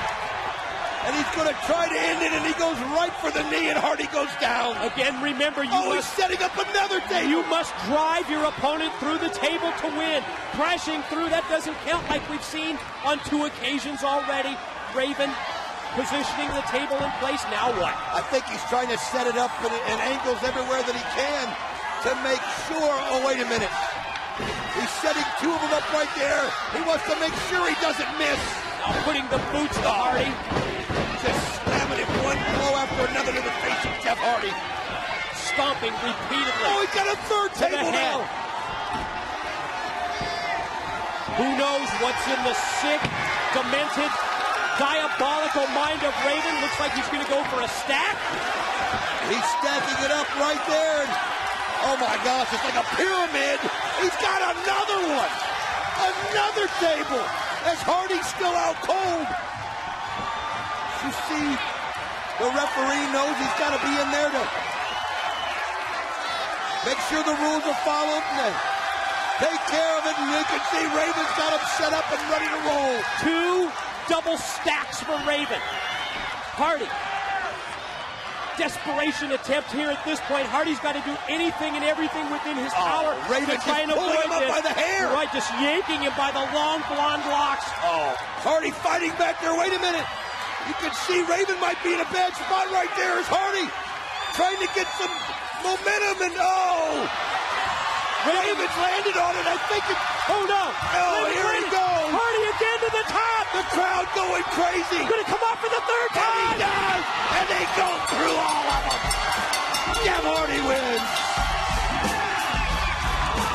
Spectacular leg drop by Hardy off the top of the 6 sides of steel, and yes, he drove Raven through that double stack of tables to gain the victory. Raven's creation came back to haunt him. He thought he had Hardy right where he wanted him. Hardy may have played a little possum there, but he saw an opportunity and he took it. And now look at him as he just absolutely loves the fact that he got his revenge on Raven. Jeff Hardy, reborn in his own words. Last month at Destination X, carries the momentum to lockdown. Look at that. He took him through 2 of them. Just amazing. Look at that. Look at that. That says it all. That shows it all. A picture's worth 1,000 words. Up next at Lockdown, NWA Tag Team titles, they'll be at stake. They'll be on the line. Team Canada against America's Most Wanted.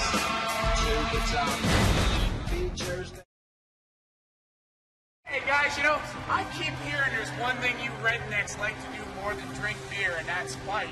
If you'd like some, standing right here in front of you is the most elite fighting unit in professional sports today, baby. Why don't you just step out? Let's get it on. Their epic battles have been some of the most competitive action in professional wrestling. In an age where tag team perfection has become a lost art, America's Most Wanted and Team Canada have raised the bar to a new standard in modern-day professional wrestling. Voted 2004's greatest tag team in professional wrestling, the World Tag Team Champions have dodged several bullets from Team Canada. But this will be their first meeting inside professional wrestling's most dangerous structure. It's America's Most Wanted versus Team Canada inside 6 Sides of Steel tonight on Lockdown. Are you ready for the first of 2 championship matches this evening at Lockdown on pay-per-view? It's time for the NWA World Tag Team titles to go on the line. And guys, if you're ready in the truck, let's take a look at the taglines to break it down. Earlier tonight, Harrison Storm demanded that this match have an added stipulation, and Dusty Rhodes has approved the strap match.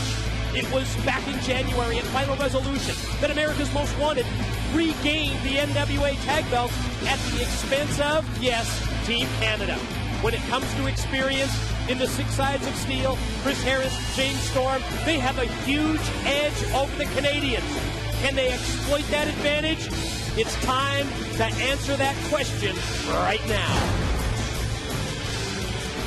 You can see right there as they're still getting the ring clean from that brutal, epic bout between Jeff Hardy and Raven as there's pieces of table, jagged edges everywhere.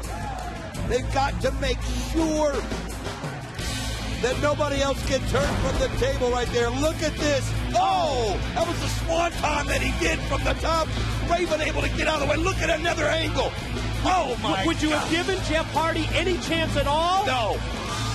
And then he was able to drive Raven through 2 of them right there. Man. The incredible comeback of Jeff Hardy. A match that was, yes, tailor-made for him.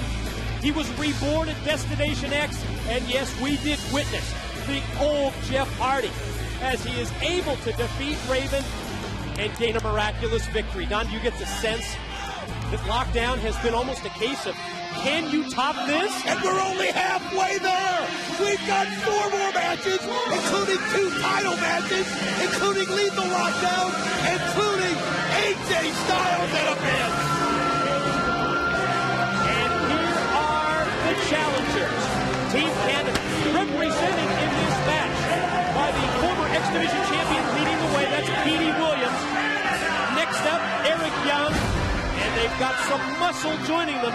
A1 Alistair Ralphs waving the Canadian flag and wrapped in the hockey stick.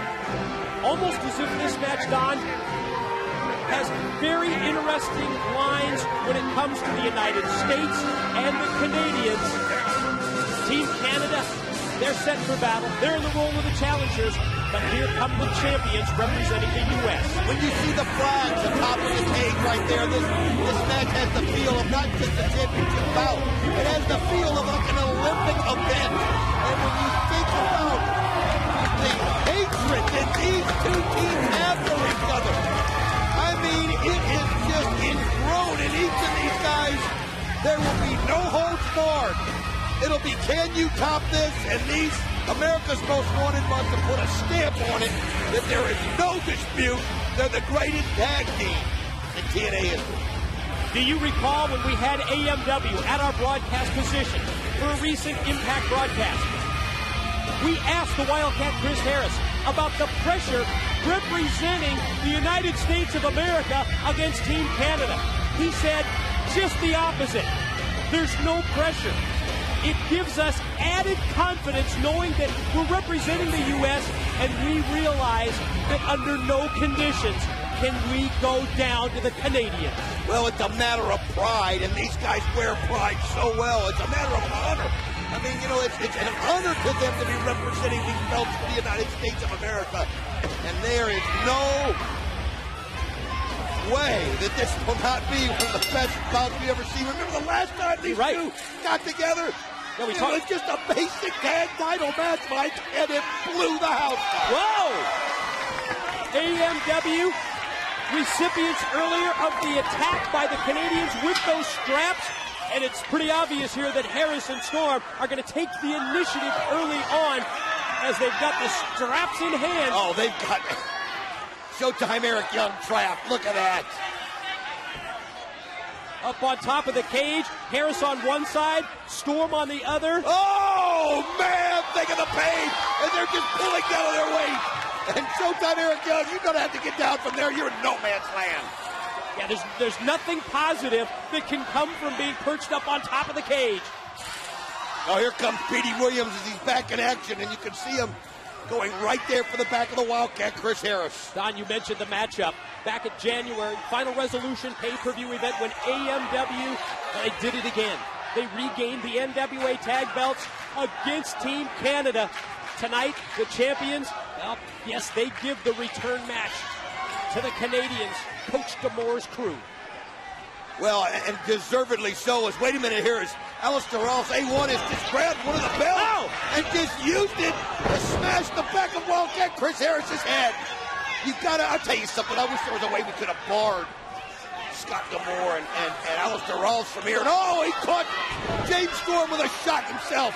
I guess just kind of trying to level the playing field. Level the playing field, totally turning the tide in the favor of the Canadians. Oh, this is wrong. They need to somehow get somebody out here to even to get A1 off the premises.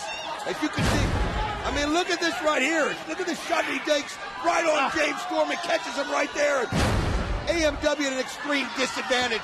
And think about this, Wildcat is outside of the cage, and they're locking the cage in right now. You're right, that just moments after he laid out Chris Harris with a shot to the back of the head. Petey Williams locking the door. This is going to allow the Canadians, once Eric Young recovers, to be in a 2-on-1 advantage here against James Storm, the Tennessee Cowboy. Interesting combination that Team Canada is using for this match. Isn't it? We saw Bobby Roode, of course, in the Prince of Darkness death match with Dustin Rhodes earlier, but he had to come up with a two-team combination. He's going with the former X Division champion Petey Williams because of his agility and his speed. Oh, man. And again, Alistair Ralphs. Well, he's using him as the muscle on the outside. And I mean, it's pretty diabolical on the part of Scott D'Amour, as he's got A1 out there to kind of be his enforcement. Yeah, to do his dirty work is what he's out here for. And when you think about Eric Young, this guy's a daredevil. He'll do and try anything. Perfect for him to be inside that cage. And it really is a unique combination that D'Amour has put together. The former X Division champion, Petey Williams, the high-risk taker, Eric Young. You can see right now here that James Storm is at such an extreme disadvantage when you realize it's 2-on-1, and Wildcat Chris Harris just took that wicked blow into the rail, and he's got to find a way to get back into the cage and do it by avoiding A1. And boy, you're right, because every time that Chris Harris tries to even get back up to his feet, A1 cuts him off outside, and it looked to me, quick camera shot there, but I think James Storm has been busted wide open as well.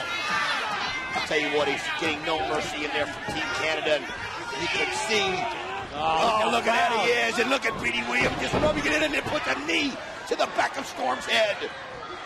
Oh, it's brutal inside that cage, and you can see that James Storm has caught one early, and that is really going to go. The longer he goes, the weaker he gets. And AMW demanded the straps be legal in this match. I wonder if it's going to come back to haunt them. Wildcat Chris Harris having a problem catching his wind and having a problem finding an opportunity. And here is what I'm talking about, is A1 comes over and gives him a quick smack to keep him down. Yeah, every time that Harris tries to get back in the game, Alistair Ralphs cuts him off outside. Oh, you can see right there where Eric Young throws James Storm right into the steel cage, and it just right into the forehead where he's already bleeding. After Petey Williams does the damage, Eric Young follows up, measures Storm, drops him with the right hand. Here's the pin attempt. Petey Williams down there to make the count right along with the referee. And gets right in the face of senior official Rudy Charles. Meanwhile, outside. Oh, out in front of us, and he just slams him on the table. Oh, my gosh, as you can see, Wildcat Chris Harris has not had a chance to even get in this match. James Storm, you can see in the ring, he's wiped out already. This has just become a travesty for America's Most Wanted. They've never been able to get any momentum since the beginning when they came out like a house of fire. And from that point on, it's been all Team Canada. If you think about it, the Canadians' mindset actually started even before the pay-per-view, during our countdown show, with the attack on AMW out in the back, it's been a full-court press from Coach Gamore. And then once they came out to the ring, it's been all Team Canada. Oh, another strap to the back of Storm's head. I'm going to tell you something. They're wanting to not just beat AMW. Hey, what's he doing? Oh, he's taking the American flag. Don't you dare disgrace Don't that. even think about it. Come on. Oh, look at this as he's choking him with it. Yeah, using the flagpole disrespect from the American flag across the neck of James Storm. Wildcat Chris Harris again trying to get to his feet. Here comes A1 and another knee to the back. AMW, zero opportunity to get untracked in this match. They've just never had a chance. He's got to figure out a way, as you can see right there, the pain in his A1 is just driving the boot right here in front of us as you see the action inside the ring, but it's just hard to follow. We got so much going on here in front as A1 is. How about Storm? Jawbreaker for Young. And then the Enziguri, the kick to the back of the head, takes down Petey Williams, but oh, there's a chance right there as you see Wildcat Chris Harris taking advantage of an opportunity. Fires A1 back first into the steel safety rail. That's step one. Now you've got to climb that cage and get back in, Chris Harris. Oh, he's got to help his partner right here. This is his chance. Oh, did you see that? Eric Young just sacrificed his body as he crashes into the cage, knocking Wildcat Chris Harris to the turf. Would you call him earlier a daredevil? He is. I mean, this guy is like Jim McMahon. I mean, he'll do whatever it takes to get that extra yard. Look at him grab his shoulder immediately when it happened. Elevation by Storm sends Williams up to the middle rope, and then he just power bombs him down with impact. Great move there by James Storm, because if Petey Williams would have been able to catch that Hurricane Rana and just think of the damage it could have done, Storm used his momentum and slammed him to the mat. Talking about damage inflicted by Petey Williams. Oh, look at the strength. Up high over his head, the press. Oh, right into the cage. Well, let's see if AMW can use the size and strength advantage that they have here against Petey Williams. Well, the problem is there's only one in. of them. Yeah, right. There's only one of them in there right now. Chris Harris is doing James Storm no good. And that's why Storm's taking matters into his own hands.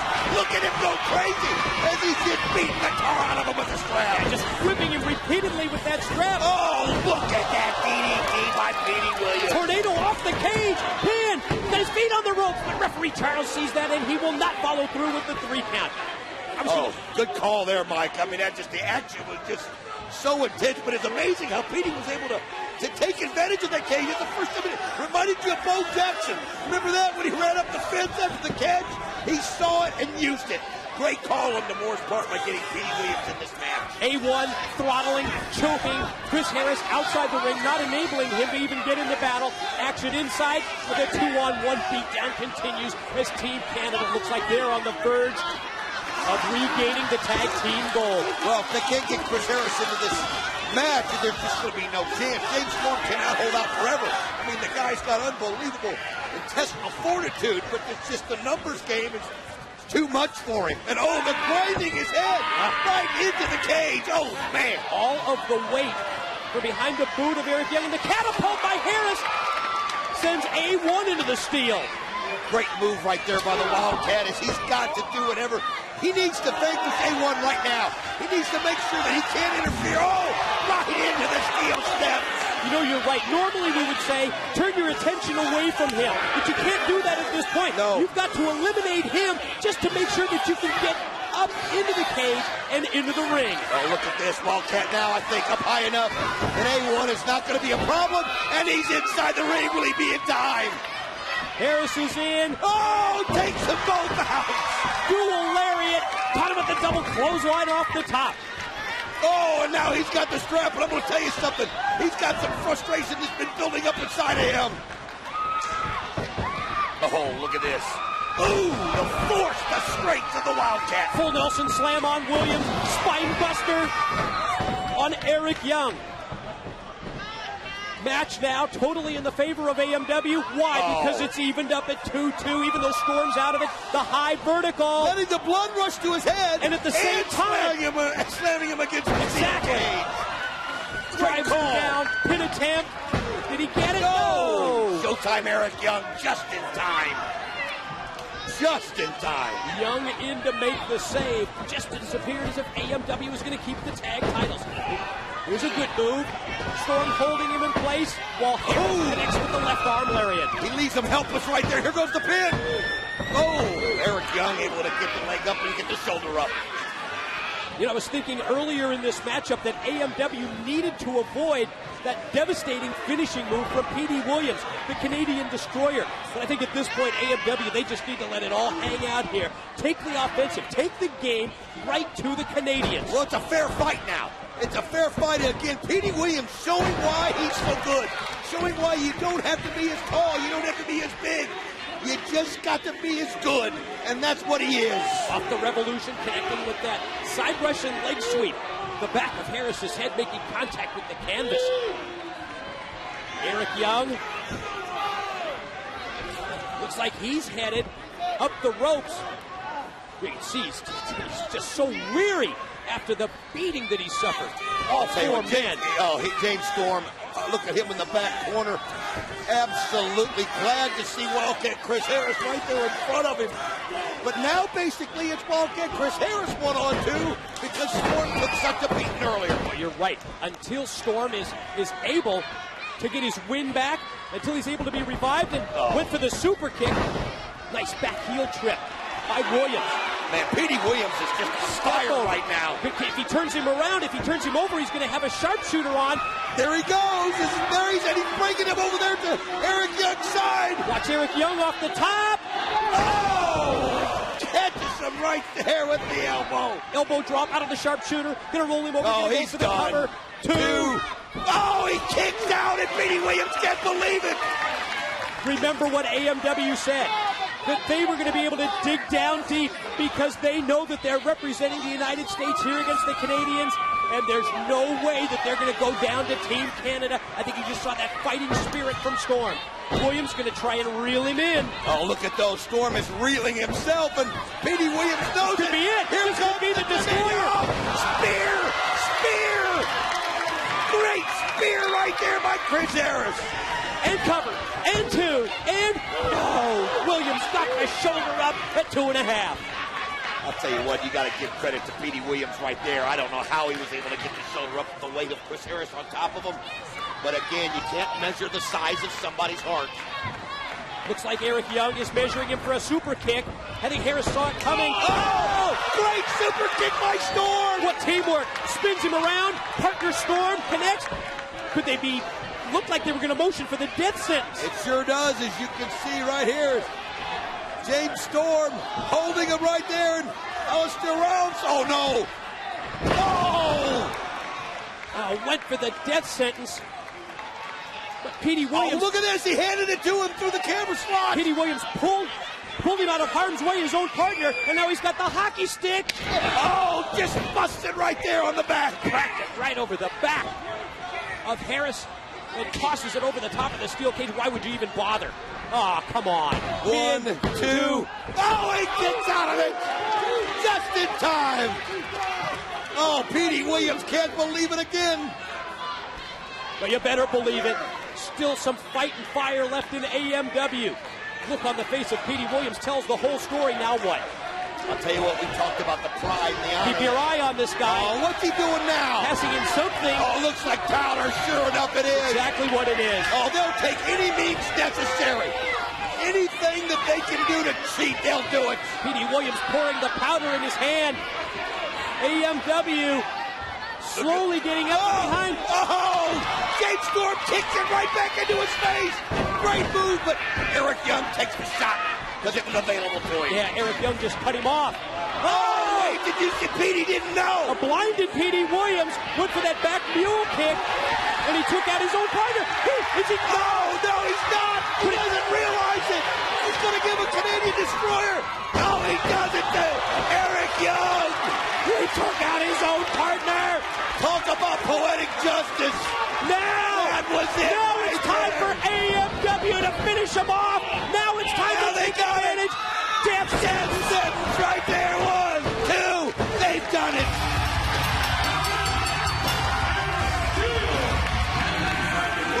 How about AMW?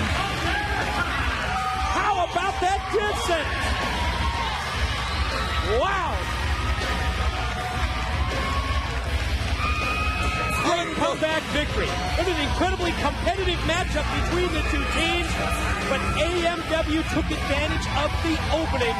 The powder backfired, blinding Petey Williams, and they took advantage of that, and they regained the NWA Tag Team title. A winner never cheats and a cheater never wins, and that's what happened right there in that match as they tried every single thing that they could do. Every backhanded move, every backhanded play, and you can see AMW now raising the flag to the crowd. They said no pressure. No added pressure representing the U.S. Just added confidence. We cannot go down against the Canadians. And yes, America, America's most wanted, score the victory and keep the NWA World Tag Team titles. I never thought that they were going to even get a chance to win that. I didn't think Wildcat Chris Harris was ever going to get himself inside the cage. He finally vanquished A1, and once he did that, it changed the momentum. Mike and Don back at ringside, and next up, the second of our two championship matchups tonight. The X Division Gold is going to be on the line. Oh, think about this story. I mean, this is unbelievable. These two guys were partners for so long. They were Triple X. At one time, they were the best tag team in the world. But by a stipulation, they're no longer together, and they had tides have turned, and now they are foes as they can be, and it's all on the line. You know, we thought at our last pay-per-view at Destination X that they had reformed a bond, but it was just Christopher Daniels playing with the mind of primetime Elix Skipper. Kind of when you get a goal in mind, and that goal for Christopher Daniels was the X Division belt. It didn't matter who or what. He wasn't going to let anything keep him from getting it. We're ready for the X Division title match to get you ready. We are going to take a very special video look at this package that previews the upcoming X Division Championship bout with Daniels against Skipper. December 17th, 2002, the Fallen Angel, Christopher Daniels, and Primetime found themselves paired together, forming Triple X, a dominant tag team in total non-stop action. Whoa, look at this! However, things would change drastically at the end of 2004 at TNA's Turning Point pay-per-view, when the stakes were raised in a steel cage rematch, where the losing team had to disband forever and could never again team in total non-stop action. Never seen anything like this in my life! Oh, they got it! 1, 2, 3! This is not just the end of the match. This is the end of Triple X. Primetime is absolutely pinned right there. What's Triple X going to do? What does the future hold for the Fallen Angel, Christopher Daniels, and Primetime? Now, forced to compete in singles competition, the Fallen Angel, Christopher Daniels, and Primetime have been forced to travel down different paths. Paths that didn't cross. Until last month's Destination X pay-per-view, when in a four-way singles match, Christopher Daniels and Primetime worked together for a common goal. Or at least, that's how it appeared. Look at him talking Trump. He's trying to be a politician. Oh, no! I knew it. Oh, no! I said he I just felt that. Turning his back on his longtime partner, the Fallen Angel Christopher Daniels went on to capture the X Division Championship for the first time in his career. Christopher Daniels' first title defense will have him face an opponent that knows him better than anyone. An opponent that knows every strength and every weakness. April 24th, they will face each other for the very first time. One-on-one, it's the Fallen Angel Christopher Daniels versus Primetime for the X Division Championship of the world. I'm more experienced than you. I'm smarter than you. And I know every move that you're going to make, even before you make it. You spend all this time telling me what you're going to do. Now I tell you what you need to do. And that's saying your prayers. Because when I spread my word, when I deliver my gospel at Lockdown, it will be...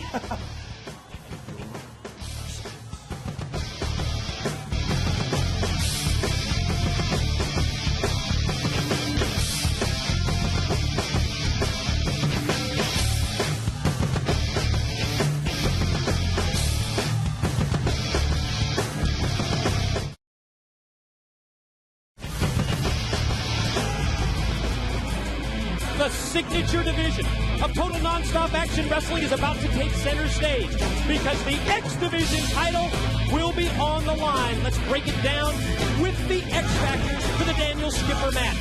Appropriately enough, it was in the 6 sides of steel when AMW beat Triple X, forcing Daniels and Skipper to split as a team.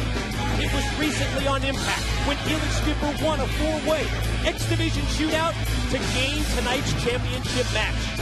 And yes, Mr. Daniels, so outspoken that he is both smarter and more experienced. But in the words of Don West, Elix Skipper may be the best athlete never to be X Division champion. The question we're about to answer is, will that change tonight? He's going to have to use every bit of his athleticism. And Mike, I think you would even agree to that. Of all the great X Division champions we've had, it's hard to believe that this man, who calls himself pound for pound the greatest athlete in the world, has never worn the gold of the X Division. This is his chance. This is his opportunity. And he's doing it against somebody he knows like the back of his hand. Yeah, to me, Don, that is really going to be the number one key, the number one aspect of this match. The familiarity that both of these competitors have. Tag team partners for so long. Right, they know each other inside out. I think it's the wrestler, the competitor, that's going to be able to maybe vary his offense, come up with some new moves that might prove to be the difference in this matchup. And here comes the champion. Oh, that's a great point. In fact, if you think about that, it could very easily be counterpoint between these two. And you're right, one of these two has better come up with something innovative that the other one has no inkling of whatsoever, so that they have no defense for it. And if anybody can do that, it's Christopher Daniels. We hope that you had the opportunity to see our Impact broadcast this week on Fox Sports Net. If you did, you saw where the NWA World Heavyweight Champion Jake Jarrett defended the title in San Juan, Puerto Rico. Well, the fallen angel, Christopher Daniels, came to me earlier tonight before the broadcast, and he said, I want you to let the world know that I am also adding prestige, those are his words, to the X Division title. Because over the course of the past month or so, since he became champion, he has defended that title in England and in Ireland, and again, it just shows you the overall international scope of TNA Wrestling. How big has TNA become? We're being broadcast in 53 countries. And when people can see it all over the world, that means they want to be a part of it. That means people from Europe, people from Australia, people from Mexico, Canada, everywhere wants a shot at the X Division and the Heavyweight Championship and the Tag Team titles.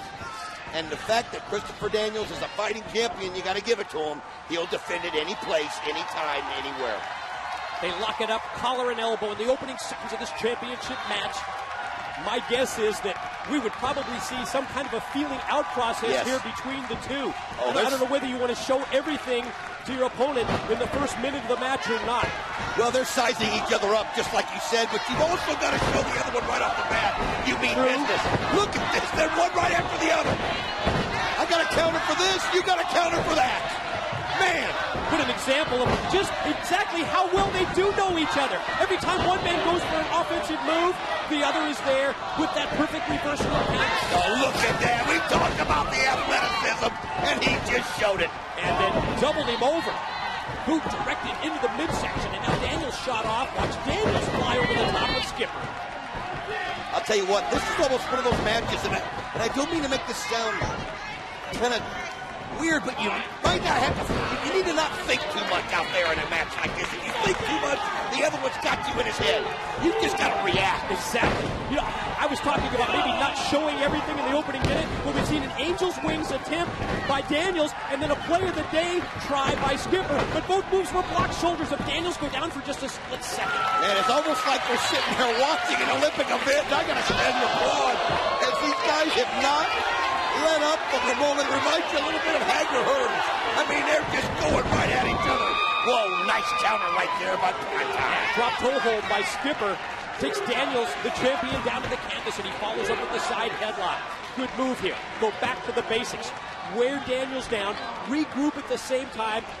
Get set in your mind what the next series of offensive moves that you really want to use. If I'm Elix Skipper, I try not to give Christopher Daniels any chance to rest and recuperate at any time in this match. Use your superior athleticism and just be relentless. And if I'm Daniels, I try to get into the mind, into the head of Elix Skipper. Series of shoulder blocks by Daniels having little or no effect. Almost if he challenged Skipper to go ahead and spring off the rope. Look at this. What did Daniels say earlier in that video package? How much smarter he was? He said, anything you do, I've already seen it coming before you've done it. Nice elbow right there by Primetime. What we're seeing here, with the frustrated look on the face of the champion Daniels, is that the challenger, that man, Elix Skipper, is outsmarting the champ, the fallen angel, even though he bragged to the world that he was so much smarter than Elix. Well, I tell you what, he got Christopher Daniels to leave his feet every time right there, and one of these times when we just saw it, Daniels is going to leave his feet, and Elix Skipper's going to take advantage of the fact when he catches him off guard. Oh, but feel these chops, man! Vicious chops, but it just like it bounced off of him. Skipper says, bring it on, and as Daniel does, catches a perfectly placed move. Oh, man! The double underhook, the butterfly style suplex takeover by the challenger Skipper, and now the gut wrench. Oh, man. Moving down right on his side. I'll tell you what, though, I like what Daniels did right there. He didn't even let it go to a 2 count. He just shot right up and won. I think it's a message to send to Skipper, but Skipper doesn't care. He's just being relentless right now. Backdrop suplex. Dropped him right on his head, and check this. Oh, man! Headstand off the top turnbuckle. Leads into a leg drop. Daniels, you can see right. 2 count before Daniels powers out. I tell you what, you've got to like the way that Skipper has started this match. He's not been intimidated by Daniels. In the least, nothing. And you know, when you think about it, there's no reason he should be. They've been together so long, they know each other. It's just all about opportunity for Elix. And tonight, it's his opportunity. Oh, wow. That's where the cage comes into play. You got to know when to use it and how to use it. And Christopher Daniels did right there. He had to stop the momentum, and he just took the air right out of Skipper's sails. Well, he sure did. He took him up in the fireman's carry. And you saw that he drove Skipper. It was maybe even the weight of Elix Skipper that propelled him towards the cage, and Daniels went through with the momentum and drove him, I believe, shoulder first as we take a look. Guys, if we can get that camera on Skipper, oh, no look question. at it. Yes, he's just clutching that elbow. And I think it's the shoulder and oh, the yeah, elbow. it is. Look at that. Oh, my God. And look at this. Daniels not going to let up for a minute. Oh, and he kicked him right there in it. You know, I'm not sure if it was Daniels' idea initially to drive him shoulder first into the cage, but it was almost as if you could see a light bulb go on above the head of Daniels when he realized that, yes, he did. Yeah, oh, absolutely. You know what? He was sizing him up over there, I think, trying to find out what was hurting on Skipper. And when he realized that's exactly what I thought. And he hasn't let up on that left shoulder ever since. You see that deep arm drag? Almost an attempt just to yank that arm or shoulder right out of its socket. I'll tell you what, a lot of people might not like that method, but I think when you're a champion and your title's on the line, and that's what makes you a great athlete, you've got to be able to take advantage of your opponent's weakness. And obviously, that left shoulder is a huge hindrance to Primetime. Especially when you're talking about a battleground like the 6 sides of steel. When you know going in that, yes, your career could be ended. We've seen the injuries already tonight. We've seen the blood spilled. So, no, you can't fault Daniels in the least for trying to take advantage of the wounded Skipper. Oh, and look at this. He's just not holding up for a second. And I'm going to tell you something right now. It's got to be getting into the mind of Skipper at this point. He had total control. He had confidence. He was trading blow for blow, maybe even had the advantage. And now he has got to find a way to block out this pain, or it's going to be over. Think about this. Think of how this might affect the match. Number one, it makes the use of the Angel's Wings move by Daniels easier to apply once the shoulder's been weakened. And at the same time, I think it takes away Elix's finishing move, or it certainly limits or hinders him from using the sudden death. Oh, yes, because he has to have the arm strength of both arms. Right. You have to be able to use the shoulders. And I'll tell you something, it's a great... Whoa! But that's what you do right there. If you can't use the arm, you use the feet. Drop kick connects. Daniels down, but you can see Skipper still favoring the shoulder, almost as if his arm is just hanging limp at his side. Oh, nice kick right there by Daniels, but Skipper does have that kind of martial arts background, and we know how good he is. But, man, right now, Daniels not letting up. No, he's so cagey, isn't he? So excited. Oh! Knocked him from the back, and he knocked him so that he turned his shoulder into the cage. Perfectly placed knee. Momentum behind all of the weight of Daniels. Drives the shoulder as well as the head into the turnbuckle and into the steel cage.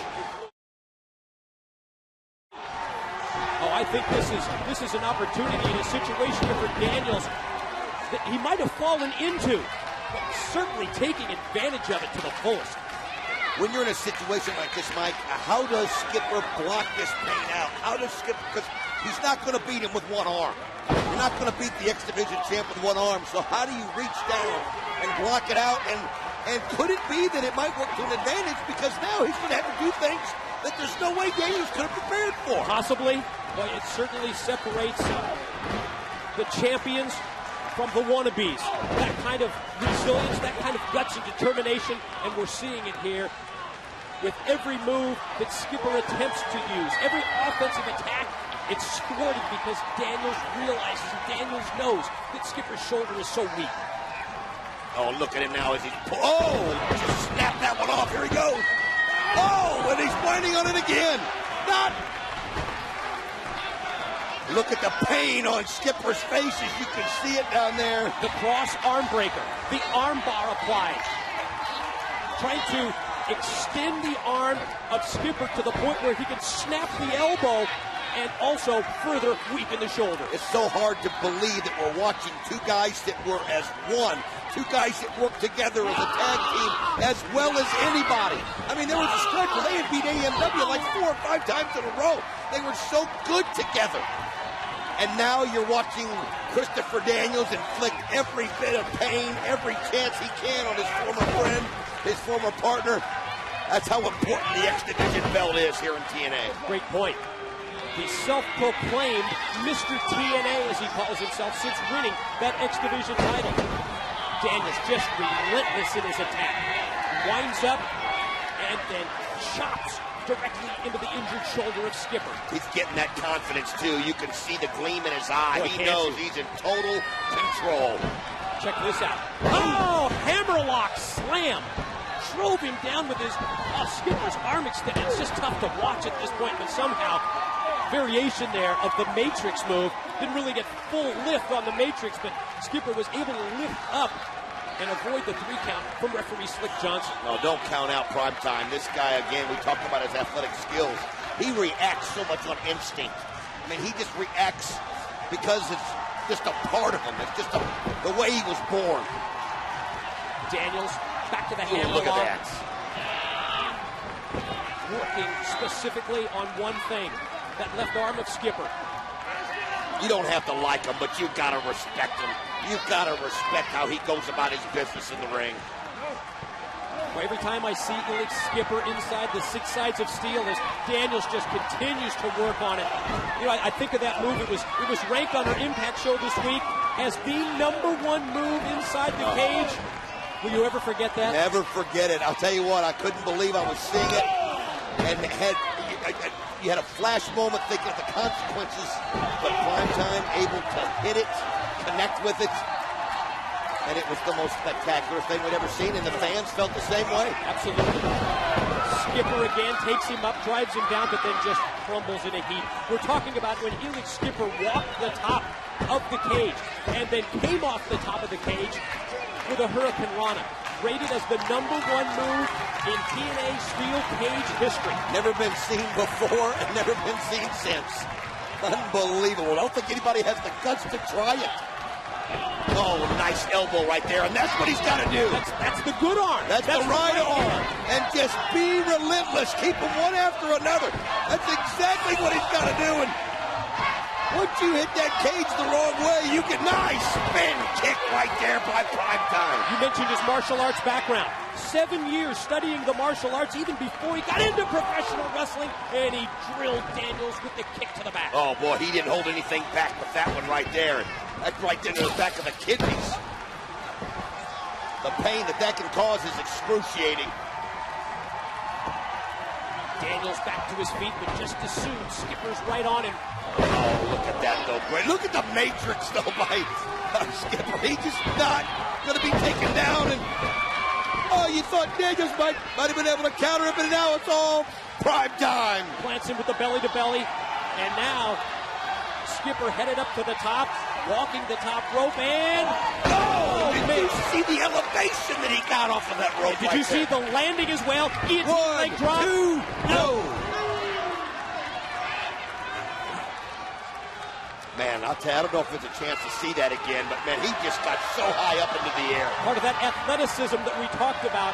You mentioned it, Don. Greatest athlete never to be X Division champion.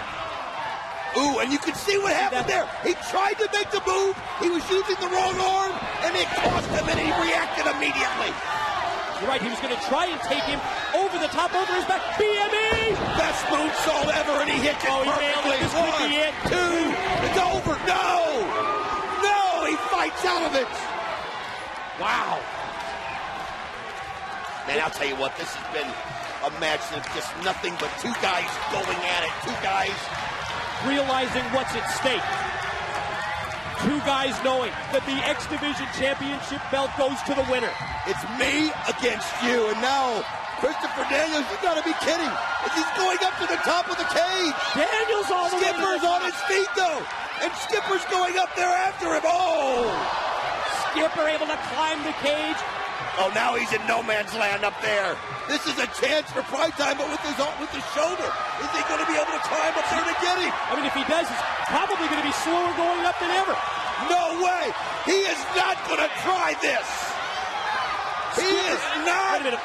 We made mention earlier, Don. We talked about it when he walked the top of the cage. This could be deja vu. Oh, look at their smart move on Daniels' part. He was not. Oh, man. The referee's knocked out. Daniels is knocked out. Skipper, though, went right from the top. Let's take another look. Skipper flies off the top. Whoa, man. My God, what a crash landing. Did he get the pin? No. Come on, Daniels able to get the shoulder up. Thankfully, we came back live just in time as Skipper went for the pin, had the arm draped across the chest of Daniels. That was taking advantage of an opportunity. Instead of getting upset, and Daniels was able to get down, he just went for broke. Skipper, you can almost sense it that Elix feels like he's on the verge of a championship here. Oh, he's got him. Oh, but it was too much. He tried to take him up out. He tried to take him up to his shoulder. He just doesn't have enough strength. There's nothing left. And it's not his fault. It just, there's nothing in it. Oh, Angel's here comes wings. the Angel's wings. Here Double he goes. Here it is. Oh, wait a minute. A move that's oh, here he goes. Could it be? The sudden death. We talked earlier about how well they know each other. There's another example. Oh, he just let it go, but there again. Too much. Fought him off. Dropped him down with the Angel's wings. Here's 1, 2, 3. What a hell of a match, though. Unbelievable. Two warriors grinding it out. But I gotta think what would have happened if Elix Skipper hadn't had the shoulder injury. It could have been different. But I'm making no excuses. We're going to take another look at that spectacular off the top of the 6 sides of steel cage by Prime Time. Check this out. Here he goes. And then here comes the Angel Wings, and Nick just plants his He face sure first. does. At that point, Skipper had given everything that he had. He was basically doing it handicapped with one arm, and it just wasn't enough. Christopher Daniels. That's Mr. Yes, TNA. retains the X Division Championship.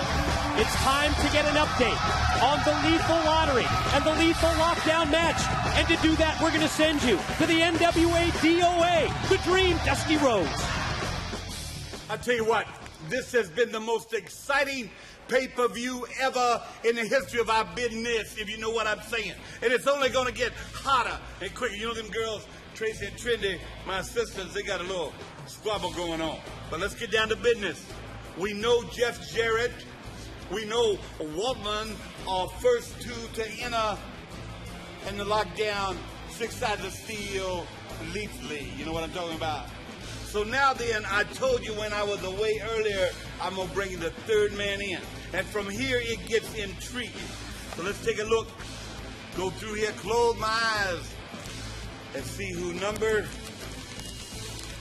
3 is.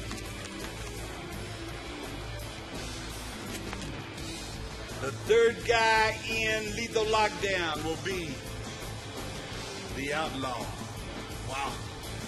Dallas's team's got their work cut out for them. Tracy, Trinity, y'all bring your ass back here. And Lockdown, I said, there would be stipulation. You go ahead and come up with any stipulation you want.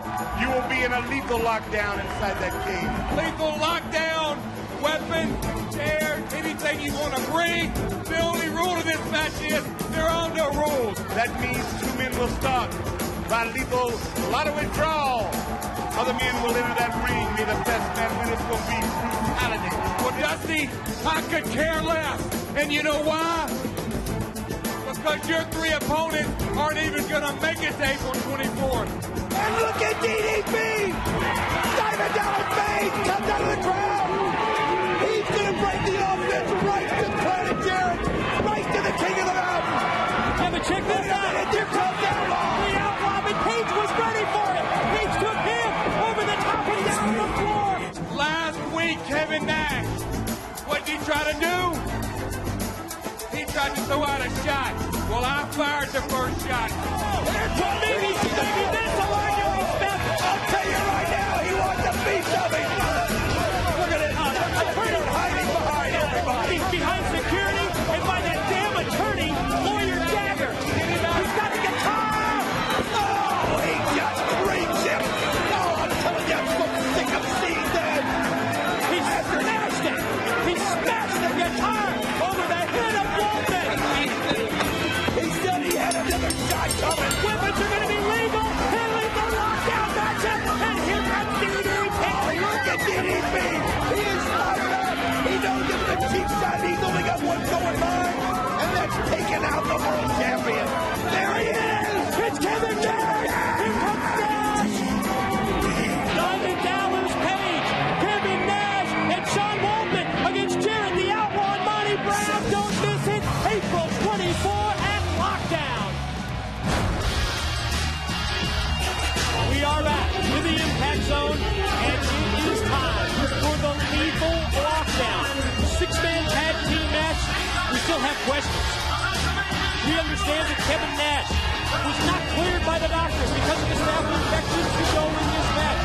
So at this point, we do not know who will be the tag team partner for Diamond Dallas Page and this man, Sean Waltman, who's going to kick things off. I mean, what a bad way to start if you're DDP and Sean Waltman, not knowing if you're going to even have any help. You know that Kevin Nash can't get into that ring. He can't. He's not been cleared by the doctor.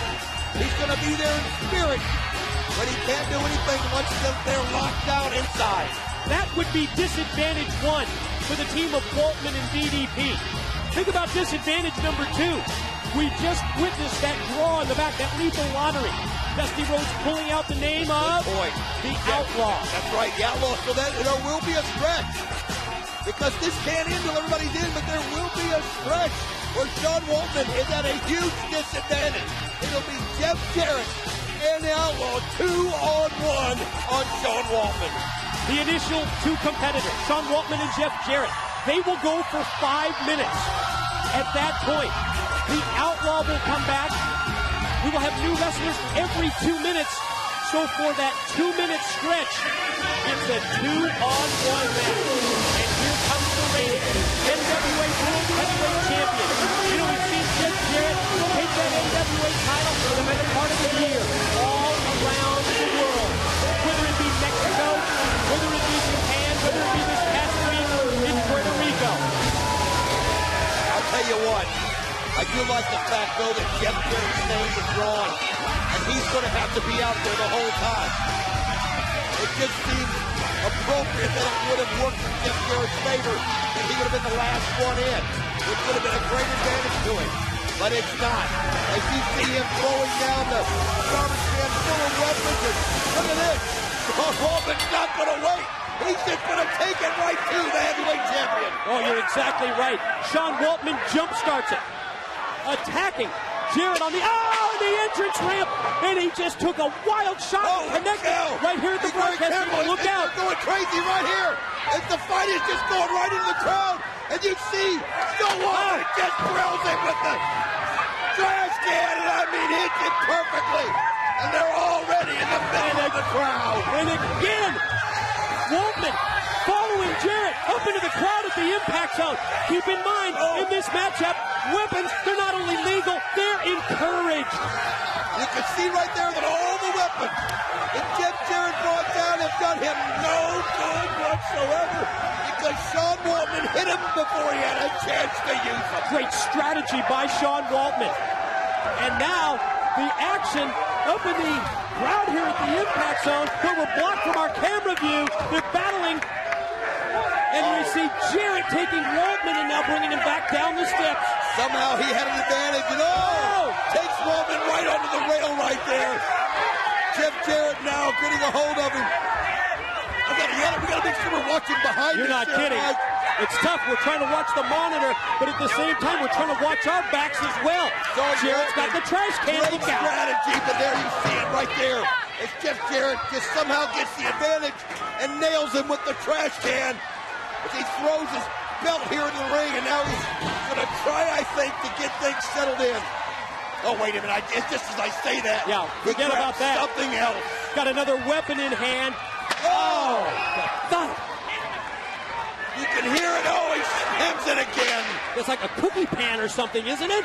That he used to crash it over the head of Waltman. It looked like some kind of tray. I'll tell you what. Oh, you can see Waltman. Puts on the brakes and drives Jarrett right into the championship belt. He put him in face first. Oh, no, look at this.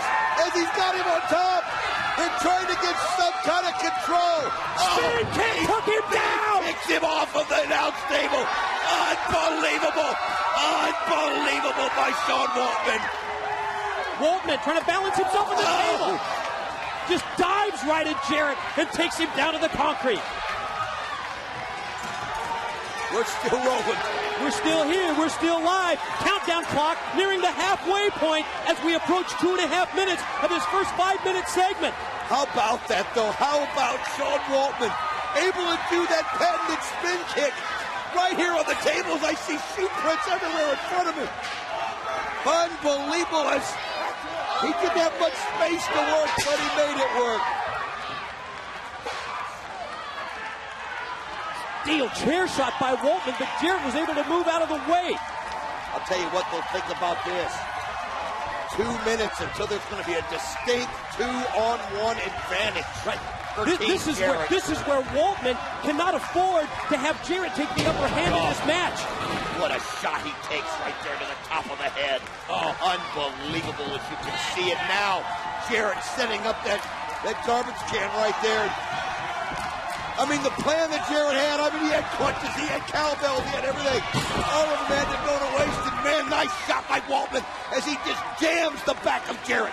Well, that's exactly what he has to do. He's got to take control now in this next minute 30 because we already know that the Outlaw is the next man in. And then Sean Waltman's going to have to figure out a way to avoid both of those guys to minimal damage to himself for 2 minutes. Side to side, Waltman flings Jarrett body first right into the steel. look at this. As you can see, Jarrett sees it coming, just barely ducks, and it crashes on top of his head. And look, I love the confidence right there.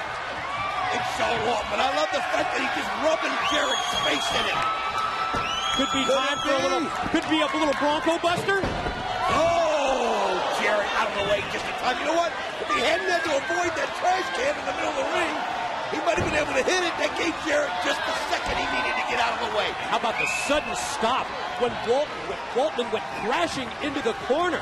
And you saw that his legs and his knees just crashed right into the cage. You know, that's something that I think he didn't realize, that the cage would have no give. And you know, normally he's able to get those legs through the rope. He doesn't have any room. Yeah, that's true. Just nowhere to go at that point. If you don't connect right there, this is exactly what happens. The possible injury, 10-second countdown underway. The Outlaws next, and then it becomes 2-on-1 for Team Jarrett. I'll tell you what, though, Sean Waltman, unbelievable first 5 minutes of this match. He's been labeled Jeff Jarrett's insurance policy, and for good reason, because he's there to watch Jeff Jarrett's back at every turn. And now, he's there to inflict some punishment. Great counter! Great kick there by Waltman! What a way to take the Outlaw out of it from the start! But now you see the strength of the Outlaw, but again, another great spin kick by Sean Waltman! And he comes back just as it looks like Jarrett's going to take control. Connects with a right hand, rocks the NWA champ. Outlaw, able to muscle him, reverse him off into the corner. Oh! Did you see how he countered in midair? Sean Waltman, able to see it, countered in midair, and caught Jarrett with the kick, and somehow he's got the advantage even though he's outnumbered. Yeah, it was a great improv move on the part of Waltman. And to this point, I've been absolutely shocked that Team Jarrett... Oh. I was just going to say that Team Jarrett hasn't taken total control, and at that point, the Outlaw takes that trash can lid and just waffled him in the head. You know, we call it 2-on-1, but let's face it, the beats that Jeff Jarrett's taking the first 5 minutes means he's not at 100%. But now, what a slam. Holy cow, you can hear that all the way through. You're right, it just echoed throughout the impact zone. Now Jarrett's circling. He's got a weapon in hand. Outlaw putting the boots to Waltman. He's got 30 seconds. He's got to hold off before he gets relief. Before his partner, not sure whether it's going to be DDP or even if there is going to be another partner for them. We just don't know at this point. Again, you can see Jeff Jarrett setting up the trash can so it can do the most damage whatsoever. You get somebody with a force. You see the Outlaw going right for it. Oh! Well, fortunately, here comes someone to join Team Waltman. Now we know who it is. Diamond Dallas Page! And look at the crowd! Diamond cutters everywhere! He arrives with a bang, and he arrives with a weapon in hand. What does he have, Don? Looks like a kendo stick. Oh, he's got some kind of a kendo stick right there. Nice move. Oh, you can see he just goes in and he's using it like a surgical weapon. Oh, nice shot there. Nice shot. Oh, look at this. He's just not holding up on any of them. One right after another. He's busted the thing already over him. Look at this. Well, that's quite an operation that he's performing there. Never quite heard it referred to as a surgical weapon before, but boy, he's using it to take advantage for his team. Broken over the back of Jarrett. Wow. And look at this right there, and he just slammed Jarrett into the 6 sides of steel. Tossing him face first into the side of the cage, and then follows up with repeated shots to the back, and there goes one for the Outlaw. The excitement overcame me. I was trying to say he used it like a surgeon, and he is. Big boot up by DDP, levels the Outlaw. That's where the advantage goes their way, but keep in mind, the alpha male Monty Brown is going to be next. We know that much. We know that for sure. Oh! And right now, Sean Waltman is of no help. And you can't blame him. The guy has just been a warrior. But he's got to somehow catch his breath. Yes! DDP takes them both out at once! Went airborne, connected with a double clothesline. Attention, turn to the outline. Looks like he's going to go for the cutter. Oh, instead it's reversed, and there's the low blow. Nice counter, though, by Outlaws. He had to do what he had to do at that point. I mean, you can't call anything a dirty move in this match. I mean, there are no rules. Exactly. Yeah, that's the only rule in this match, that there are none. As we go under 10 seconds, awaiting the arrival and the appearance of the alpha male, Monty Brown. And this is going to tilt things again in favor of Team Jarrett, 3-2. And here he comes. The alpha male. And then what's he got in his hand? A baseball bat. I'll tell you something. It's lethal. It's brutal. And it's legal. And it's legal. Oh, DDP had no chance. And then he just put it in both spots. Monty Brown, Diamond Dallas Page, one-time tag team partners, but certainly no more after the alpha male made a deal with the devil, Jeff Jarrett. You saw right there where the outlaw just held Sean Waltman up and let Monty Brown just have his way. Right oh, my God, look at Jarrett. Total control. Jarrett going nuts with the kendo stick. Shot after shot to the body of DDP, and now... Oh! Sean Waltman just gets drilled right there. I mean, this is just... I mean, you can feel the force of these blows all the way through your body. All the way through your body. I don't think we still quite understand this association that the alpha male Monty Brown has with Jeff Jarrett. No, not especially after Jeff Jarrett belittled him, called him a double-A ball player for so long and acted like he had nothing to offer, and now they're... Jarrett promised him something. There's some kind of a payoff. That much we do know. Well, Jeff Jarrett will use his own mother to help him win a title if he has a shot at it. The question at this point, Don, is who will be the next wrestler, or will there be someone to come to the aid of Diamond Dallas Page and Sean Waltman? I'll tell you right now, that kendo stick has been shredded into chopsticks at this point, and that shows you the force that they're hitting each other with them. I mean, it's just been unbelievable. Right now, DDP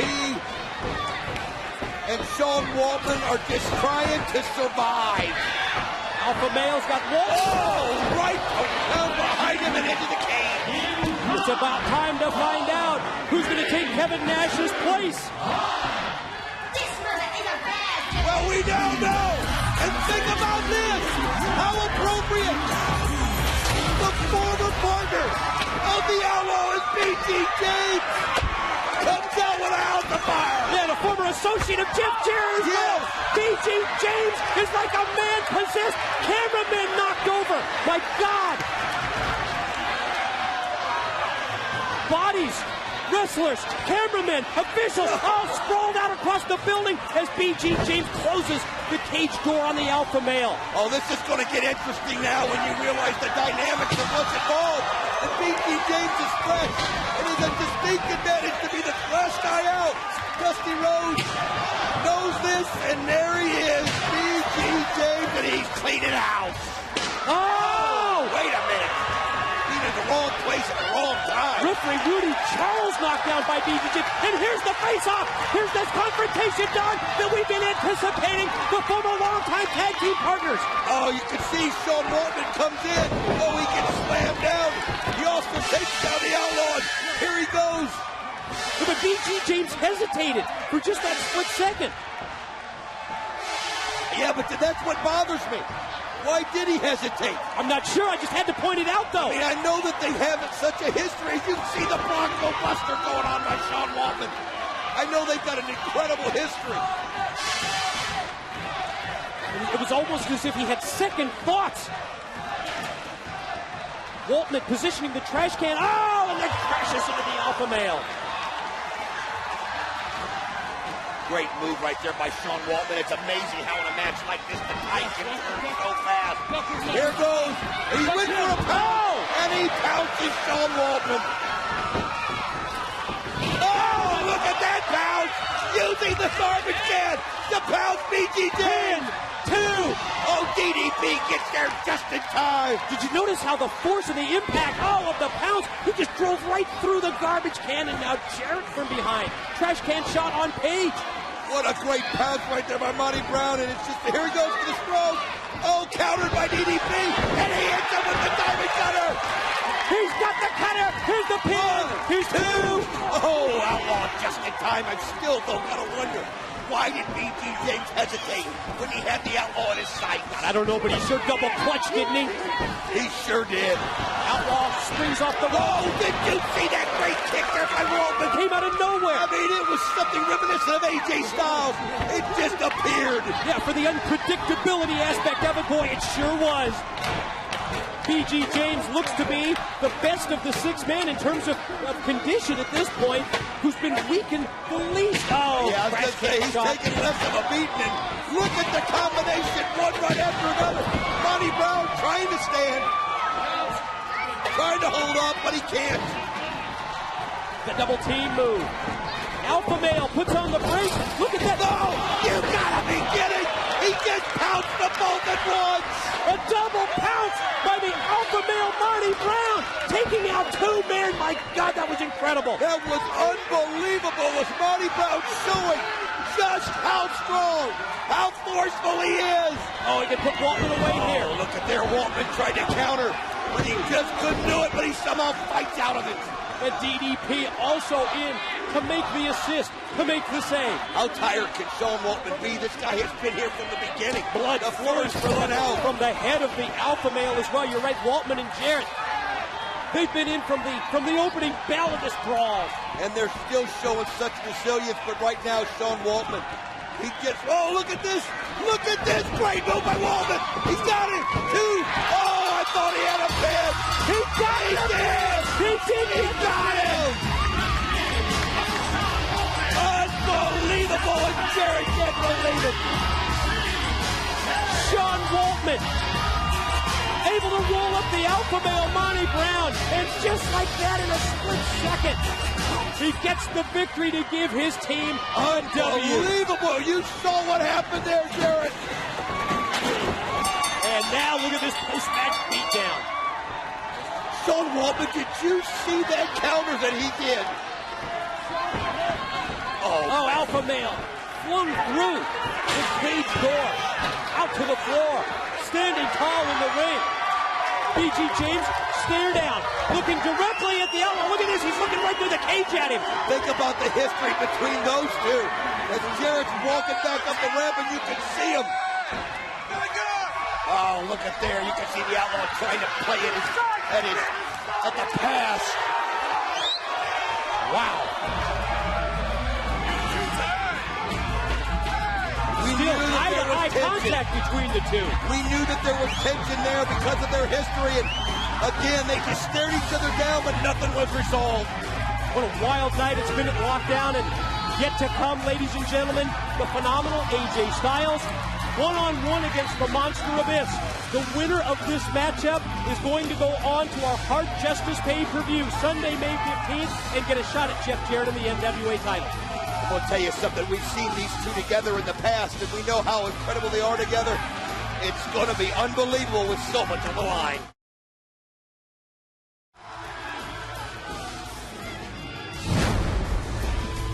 I know what you want. Please, Abyss, please don't. Please, I'll get it.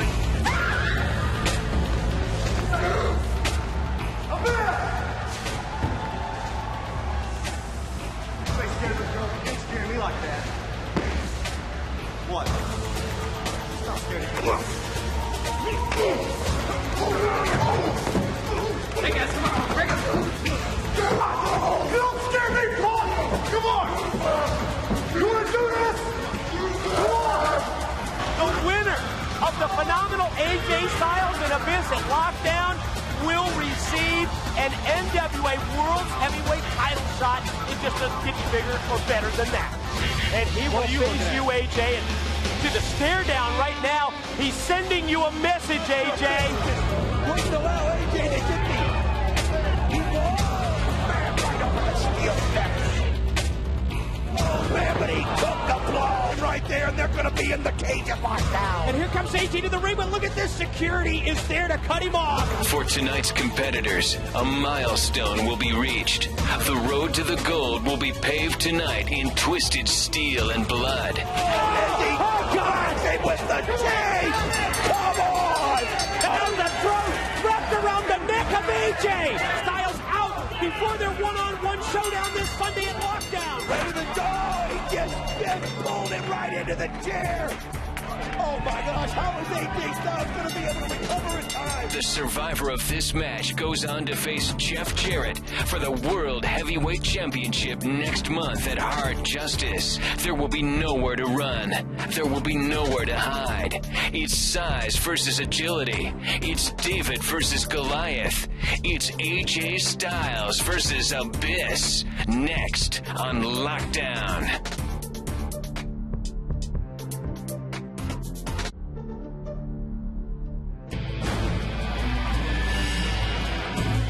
The level of violence, the level of brutality, the level of bloodshed that we have seen tonight has been unlike anything we've ever witnessed in the 3-year history of TNA. We've seen so many matches with so much on the line, but right now, think about this. On the line is a shot at the heavyweight championship on May 15th at Hard Justice. This is something that AJ Styles wants so badly. The Monster Abyss, we can only imagine what this would mean to him. And these two, with their history, Mike, have put on some of the greatest bouts in the history of TNA. How about this week on Impact? AJ Styles took the bullet for his tag partner, Jeff Hardy. Abyss hit him with a steel chain. Then he whipped him with the chain. He wrapped it around AJ's neck, and he continued to yank and crank on the chain. And as we went off the air, I'll never forget that visual, that image of the phenomenal AJ Styles being placed on a gurney, being carted out of the impact zone on a stretcher, and watching him fight back with everything he had. I asked him today how he felt before this match, and he was like, I can't even think about pain. I can't even think about anything that what I've got in task, because if I do, then my mind's not on what I've got to be doing. AJ in the ring, and here comes 6'8" tall. Here comes 350 pounds of an unpredictable, of an uncontrollable monster by the name of Abyss. And I think AJ said it best on an interview recently on Impact. The franchise Shane Douglas asked him about Abyss, and AJ said, I'm not afraid of Abyss, but I have to admit, I'm afraid of what Abyss can do. Oh, if you don't, the minute you don't respect 6'8", 350 pounds of an incredible agility that this guy has, then that's the last match of your life. Oh, AJ, did you see that? Didn't even wait. He just came flying out of the cage. Do you realize what he had to do? Yes. He had to go through that opening right there, and he lands on Abyss, and that's how you take it to the monster. That's the most incredible jump start to a match I've ever seen. Literally jumping, flip diving under the monster Abyss, and AJ's telling this monster that he's going to take control, but look at him slide through. That way he avoids the contact with the steel. He's so incredible. He thinks about things like nobody else can. He reacts so quickly. And AJ Styles has just absolutely got this crowd on their feet as he does things that mortal men can only dream of doing. He then springboards off the steel, snaps off the Hurricane Rana, and here we go. I've never heard a bell ring. I'm not sure the match is actually legally underway, but AJ's going to take a look out. Right into the announce table right here that's barely standing after everybody that's been here. AJ Styles, can you imagine this? Taking total control. I still can't get over that leap, that somersault that he took through that opening at the beginning. It really was a thing of beauty, but it worked to perfection at the same time. I don't even know if the cameraman was even ready for that. Nobody else was. And Abyss wasn't, I know that. Oh, look at that nice move right there by Abyss, just to stop the momentum somewhat. You've got to do something. He's got such a size advantage, he's got to use it. Now, AJ Styles is smart in this respect. Try to keep Abyss outside this cage for as long as you can because he's got more maneuverability. Once Abyss gets him inside, AJ's moves are going to be restricted. You know, that may have been the idea, the thought of the strategy. Check this out. AJ's he springboarded off the steel over the top of 5 rows of fans. Look at him, and he goes right over the fans, and he nails them, and the crowd knows they're seeing one of the greatest athletes in the world. You know what? I don't think the word phenomenal does him justice. Yes. I mean, and Abyss couldn't see him because of the fans in the way. Great strategy by AJ Styles. Oh my God, he flew over the top of the fans twice. We've seen him slide underneath rails. We've seen him go through openings that you could barely fit a toaster through. We've seen him jump over the crowds of 6 rows of people. Oh my God, he just crashed and burned. Oh, well, it happens. You go to the well one time too often, and AJ's grabbing right away to his side. Abyss was able to sidestep, move out of the way. AJ flying over the safety rail and then just landed on the concrete. And no padding, no protection out there. He's got no help right now, and this is what Abyss needed to just close it up. And he just has such an advantage when they're locked up like this, and AJ Styles is going to have to find a way to get away. Well, you make a good point, because when it turns to a brawl, when it turns to a fight like we're witnessing here, it is advantage Abyss. How do you brawl with Abyss? I mean, it just doesn't even seem possible. And man, AJ's he's got to somehow get away, and I think he's still reeling. And man, every blow that Abyss hits him, the force of that 350 pounds, man. Stalking him with every step that AJ climbs. Abyss is right there on his tail. Styles tries to fight back.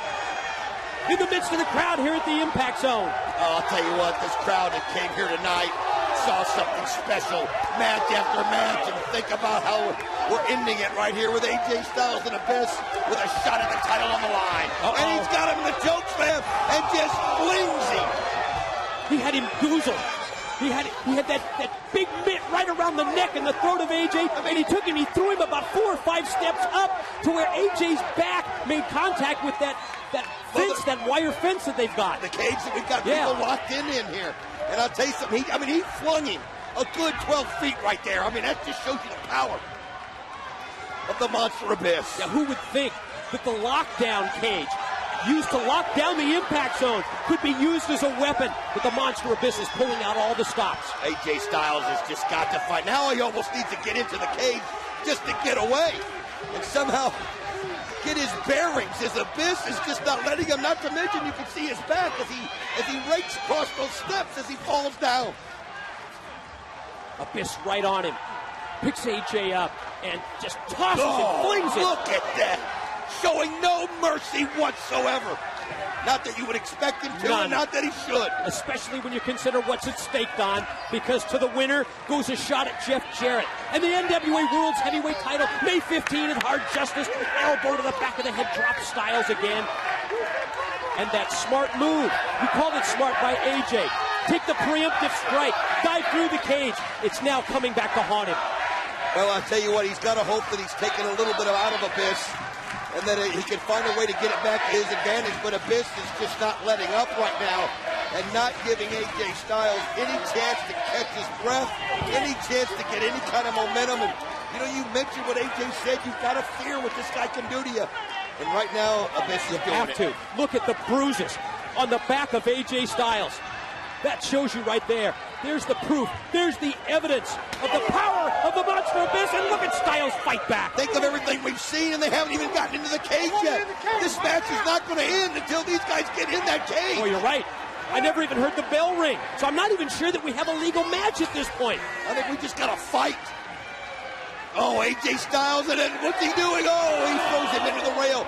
It just didn't look like he had enough momentum to really do a knockout blow right there to Abyss. As you can see, Abyss catching his breath, and now AJ realizes that all roads lead to Rome, and this is what he's got to do.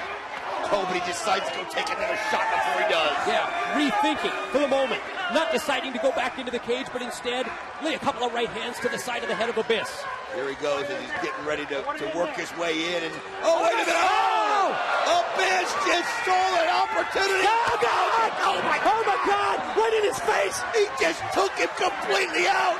Just leveled him right there. Did you see that? We've got to look at this. Look at this one. Oh, that hurts. Oh my God. Oh, that hurts. You can't even see that again. He flung it with all of his might, with all of his strength. And Don, I don't think it was the mesh from the cage. I think it was the steel pole from the cage door. Look at this.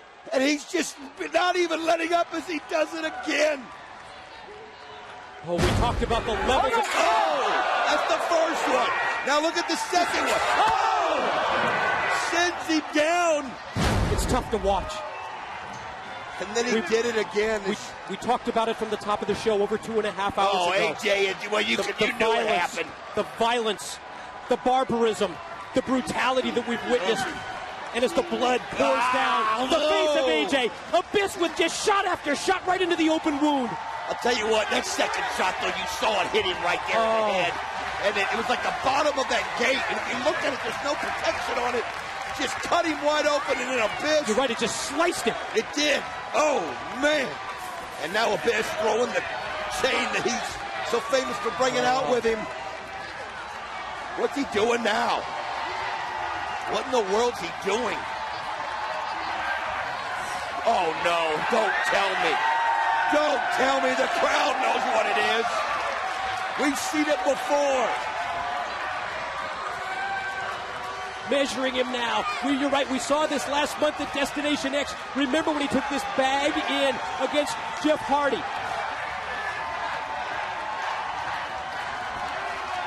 Full of, we know, of about 1,000 tacks.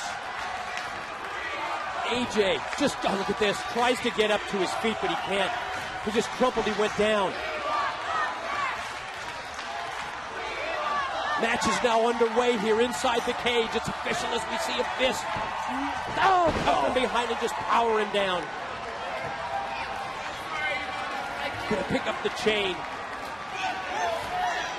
Still just shades of what we saw on Impact when he wrapped that chain repeatedly around the neck of AJ. Now think about this. They'll think about what will happen to the blood as he's wrapping that around his neck. Remember when we saw that coaching clutch that Christopher Daniels had on him that one time and the blood just spurted out? I mean, that's what you've got to think about in a time like this. How it can make him weak, and AJ fighting with everything, trying to get it unwrapped. What he's got to do. Oh, what a boot right there by Abyss. He had all of his attention, though, focused on trying to take the chain around his neck. And as soon as he turns around, as soon as he takes that chain off, Abyss takes him down with the big boot and again picks up the steel. Oh, look at this. AJ and the crowd trying to get behind him. Look at that. We know when it happened, when Abyss just leveled him with the gate. And now you see Abyss. What's he doing? He's wrapping it around. That's one way to use it as a weapon, isn't it? Oh, think about his head ramming straight into that chain. AJ trying to fight back. We've seen this guy, though, come back from nowhere. We've seen this guy on the brink of defeat and somehow finds a way. But have we seen him under these kind of conditions? No, we haven't. With losing all of his strength with the blood, being blinded by the blood, and facing someone who's 6'8", 350, vicious elbow rock styles. Oh, look at that right on top of it. Wow, Abyss just flung him up over the top, and again, oh, it's a sight. Get the children out of the room, parents. They don't need to see this. Styles high into the air, the crash landing, yes. Face first, head first, the open wound right into that steel chain wrapped around the turnbuckle. Look out! Oh, and he just throws him into the wall of steel. I'm going to tell you something, Abyss is in total control. AJ Styles, you had to realize that this could happen. We almost look at him as kind of superhuman at times, and he's not. He bleeds just like the rest of us, and Abyss is in total control. AJ is going to need some kind of a superhuman effort plus to come back as he flings him again. Head first and face first. right into the steel pin. 1, 2. Oh, he gets out of it. A part of me almost was hoping that they could end the slaughter. I thought the same thing. But when you consider that this is an opportunity for one of these two men to get a shot at Jarrett in the NWA title, you saw how AJ dug deep and squirmed right out of the pin attempt. Look at this as he's just applying the pressure. You can see it flowing. AJ, screaming. I don't think I've ever heard him scream in pain like that before. It's reverberating here. It's almost as if he's got a vice wrapped around his head and around his neck. Those big hands of Abyss. AJ elbows not having much effect now off the ropes. Don't forget the bag of tacks that we already know is lying inside. Right. The Abyss. Oh, that's how strong this guy is. High into the air goes Styles. He was actually looking over the top of the cage before he started the journey back down. And then directly crashing down to the canvas. Abyss something else in mind with the steel chain. Now unwrapping it from the corner turnbuckle. We always talk about how Abyss gets focused on something when he gets a goal in Tunnel time. vision. Tunnel vision. Well, his goal is obviously a chance at the World Heavyweight Championship in Hard Justice. And he is focused, he's driven, and he's in total control. The crowd here at the Impact Zone, they're just amazed by the spectacle that they've seen tonight at Lockdown.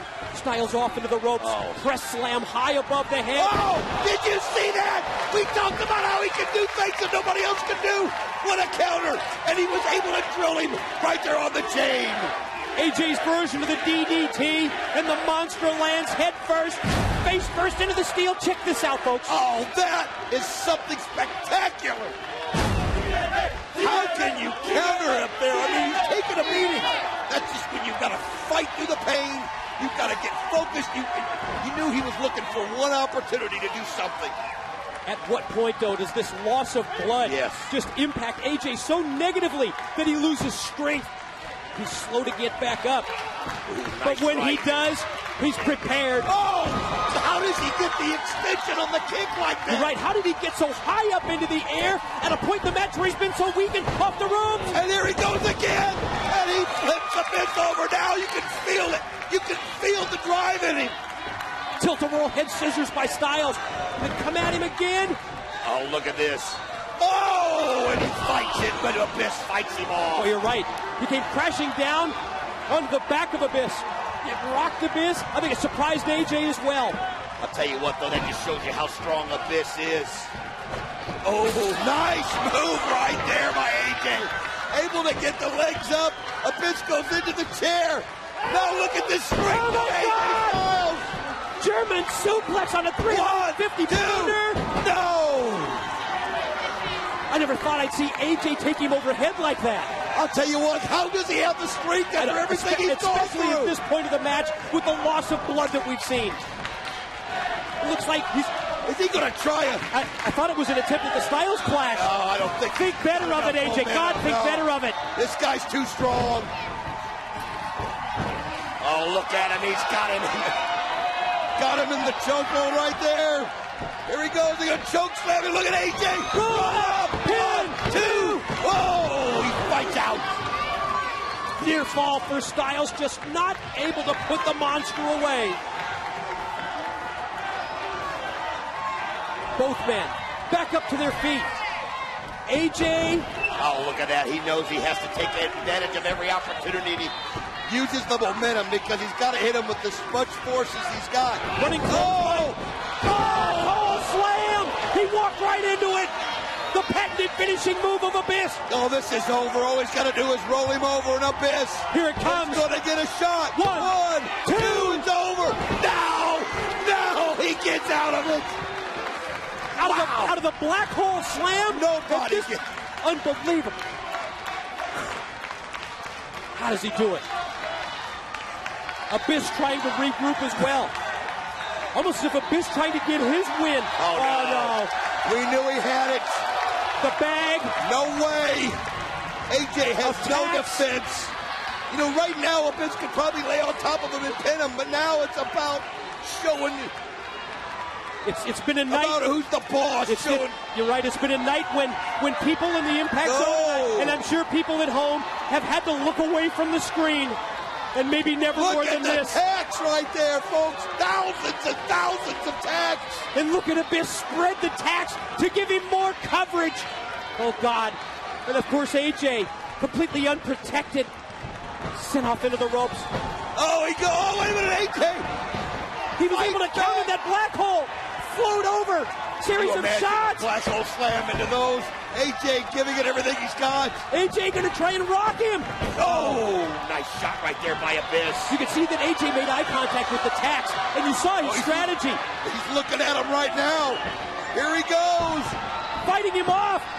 Abyss, it looks like, going to try and powerbomb him into the tax, but AJ fights him off. Styles clash. No chance. Oh, God. He put the Styles clash into the tax. AJ able to counter. Holy shit. Oh, look at that. They're just all over Abyss. The punctures, the perforations, all over the body of Abyss. Pin. No, just two. Abyss cut through that. You've got to be kidding me. Just two. As you can see, look at him. They're just all in his body. AJ right back to it. AJ, right hand to the side of the head of Abyss. How are you ever going to put him away when you haven't been able to beat him to this point? I'll tell you what, though. The same thing can be said about AJ Styles. This guy has been down and out 5 times. Look at him, no way! He's going up to the top! AJ is trying to get to his feet as he's knocking the tax off of his body. We wondered if the cage would hinder AJ. Oh, no, wait a minute. He just throws the referee right into the cage, which causes AJ to fall on the backside. He's holding on for dear life. Your double effect. It knocks out the referee and it knocked down AJ. Oh, God. Great move right there by Abyss. You got to respect that. Using the referee as AJ was going to come down for the finishing blow. Abyss just running and jumping right into the cage. He's trying to knock Styles down. Now he's got the steel chain. AJ just hanging precariously from the top of the cage. Don't tell me what he's going to do with that chain. Look at this. AJ's fighting to hold on. And Abyss has the chain in hand. AJ trying to fight it off. He's trying to wrap it around his neck. And AJ's trying to stop him. Oh, no, but now if AJ falls, he's going to hang him down. That's exactly right. What's your option at this point? You have none. Oh, and he's hanging him. He's just draining the life out of him right there. Watch AJ's legs kicking. He's got to somehow breach the distance so that he can breathe. That's what he has to do. He's got to close that gap, Don. But he's got to be careful. How can you? Because the chain is wrapped around his neck. It's just soaking the life out of him. Abyss just pulling on it, pulling on it. He knows he's got AJ where he wants him. AJ trying to climb back up to the cage. Abyss with another blow. Trying to knock AJ. Oh, no. Not from there. He's caught him in the chokehold from the top of the cage. No, look at it. AJ's biting his finger. AJ's biting his thumb right there. Whatever you have to do, AJ. Yes. And he powerbombs him. Oh, God. Sunset flip powerbomb. Back first into the tax. This is his chance. Can he cover him? Can he pin him? Count winners. Count one. Count two. Yeah.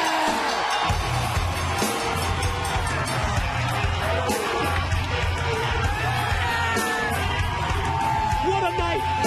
An incredible night! Historical night! What a night, ladies and gentlemen! Yes, you've been a part of wrestling history because you've joined us on a TNA pay-per-view! No, you don't see this kind of a spectacle anywhere else but TNA! It's the only place you can see this, and Don, now we know it! AJ Styles gets the shot against Jeff Jarrett for the NWA title. It's official, May 15 at Hard Justice. He's earned every bit of it. He did the impossible. He came back from the brink of defeat 5, 6 times. And Mike, he's done it. He's vanquished the Miz. It's been an incredible night. Thank you for being a part of wrestling history. We'll see you this week on Impact. But don't miss Hard Justice, May 15th. My God.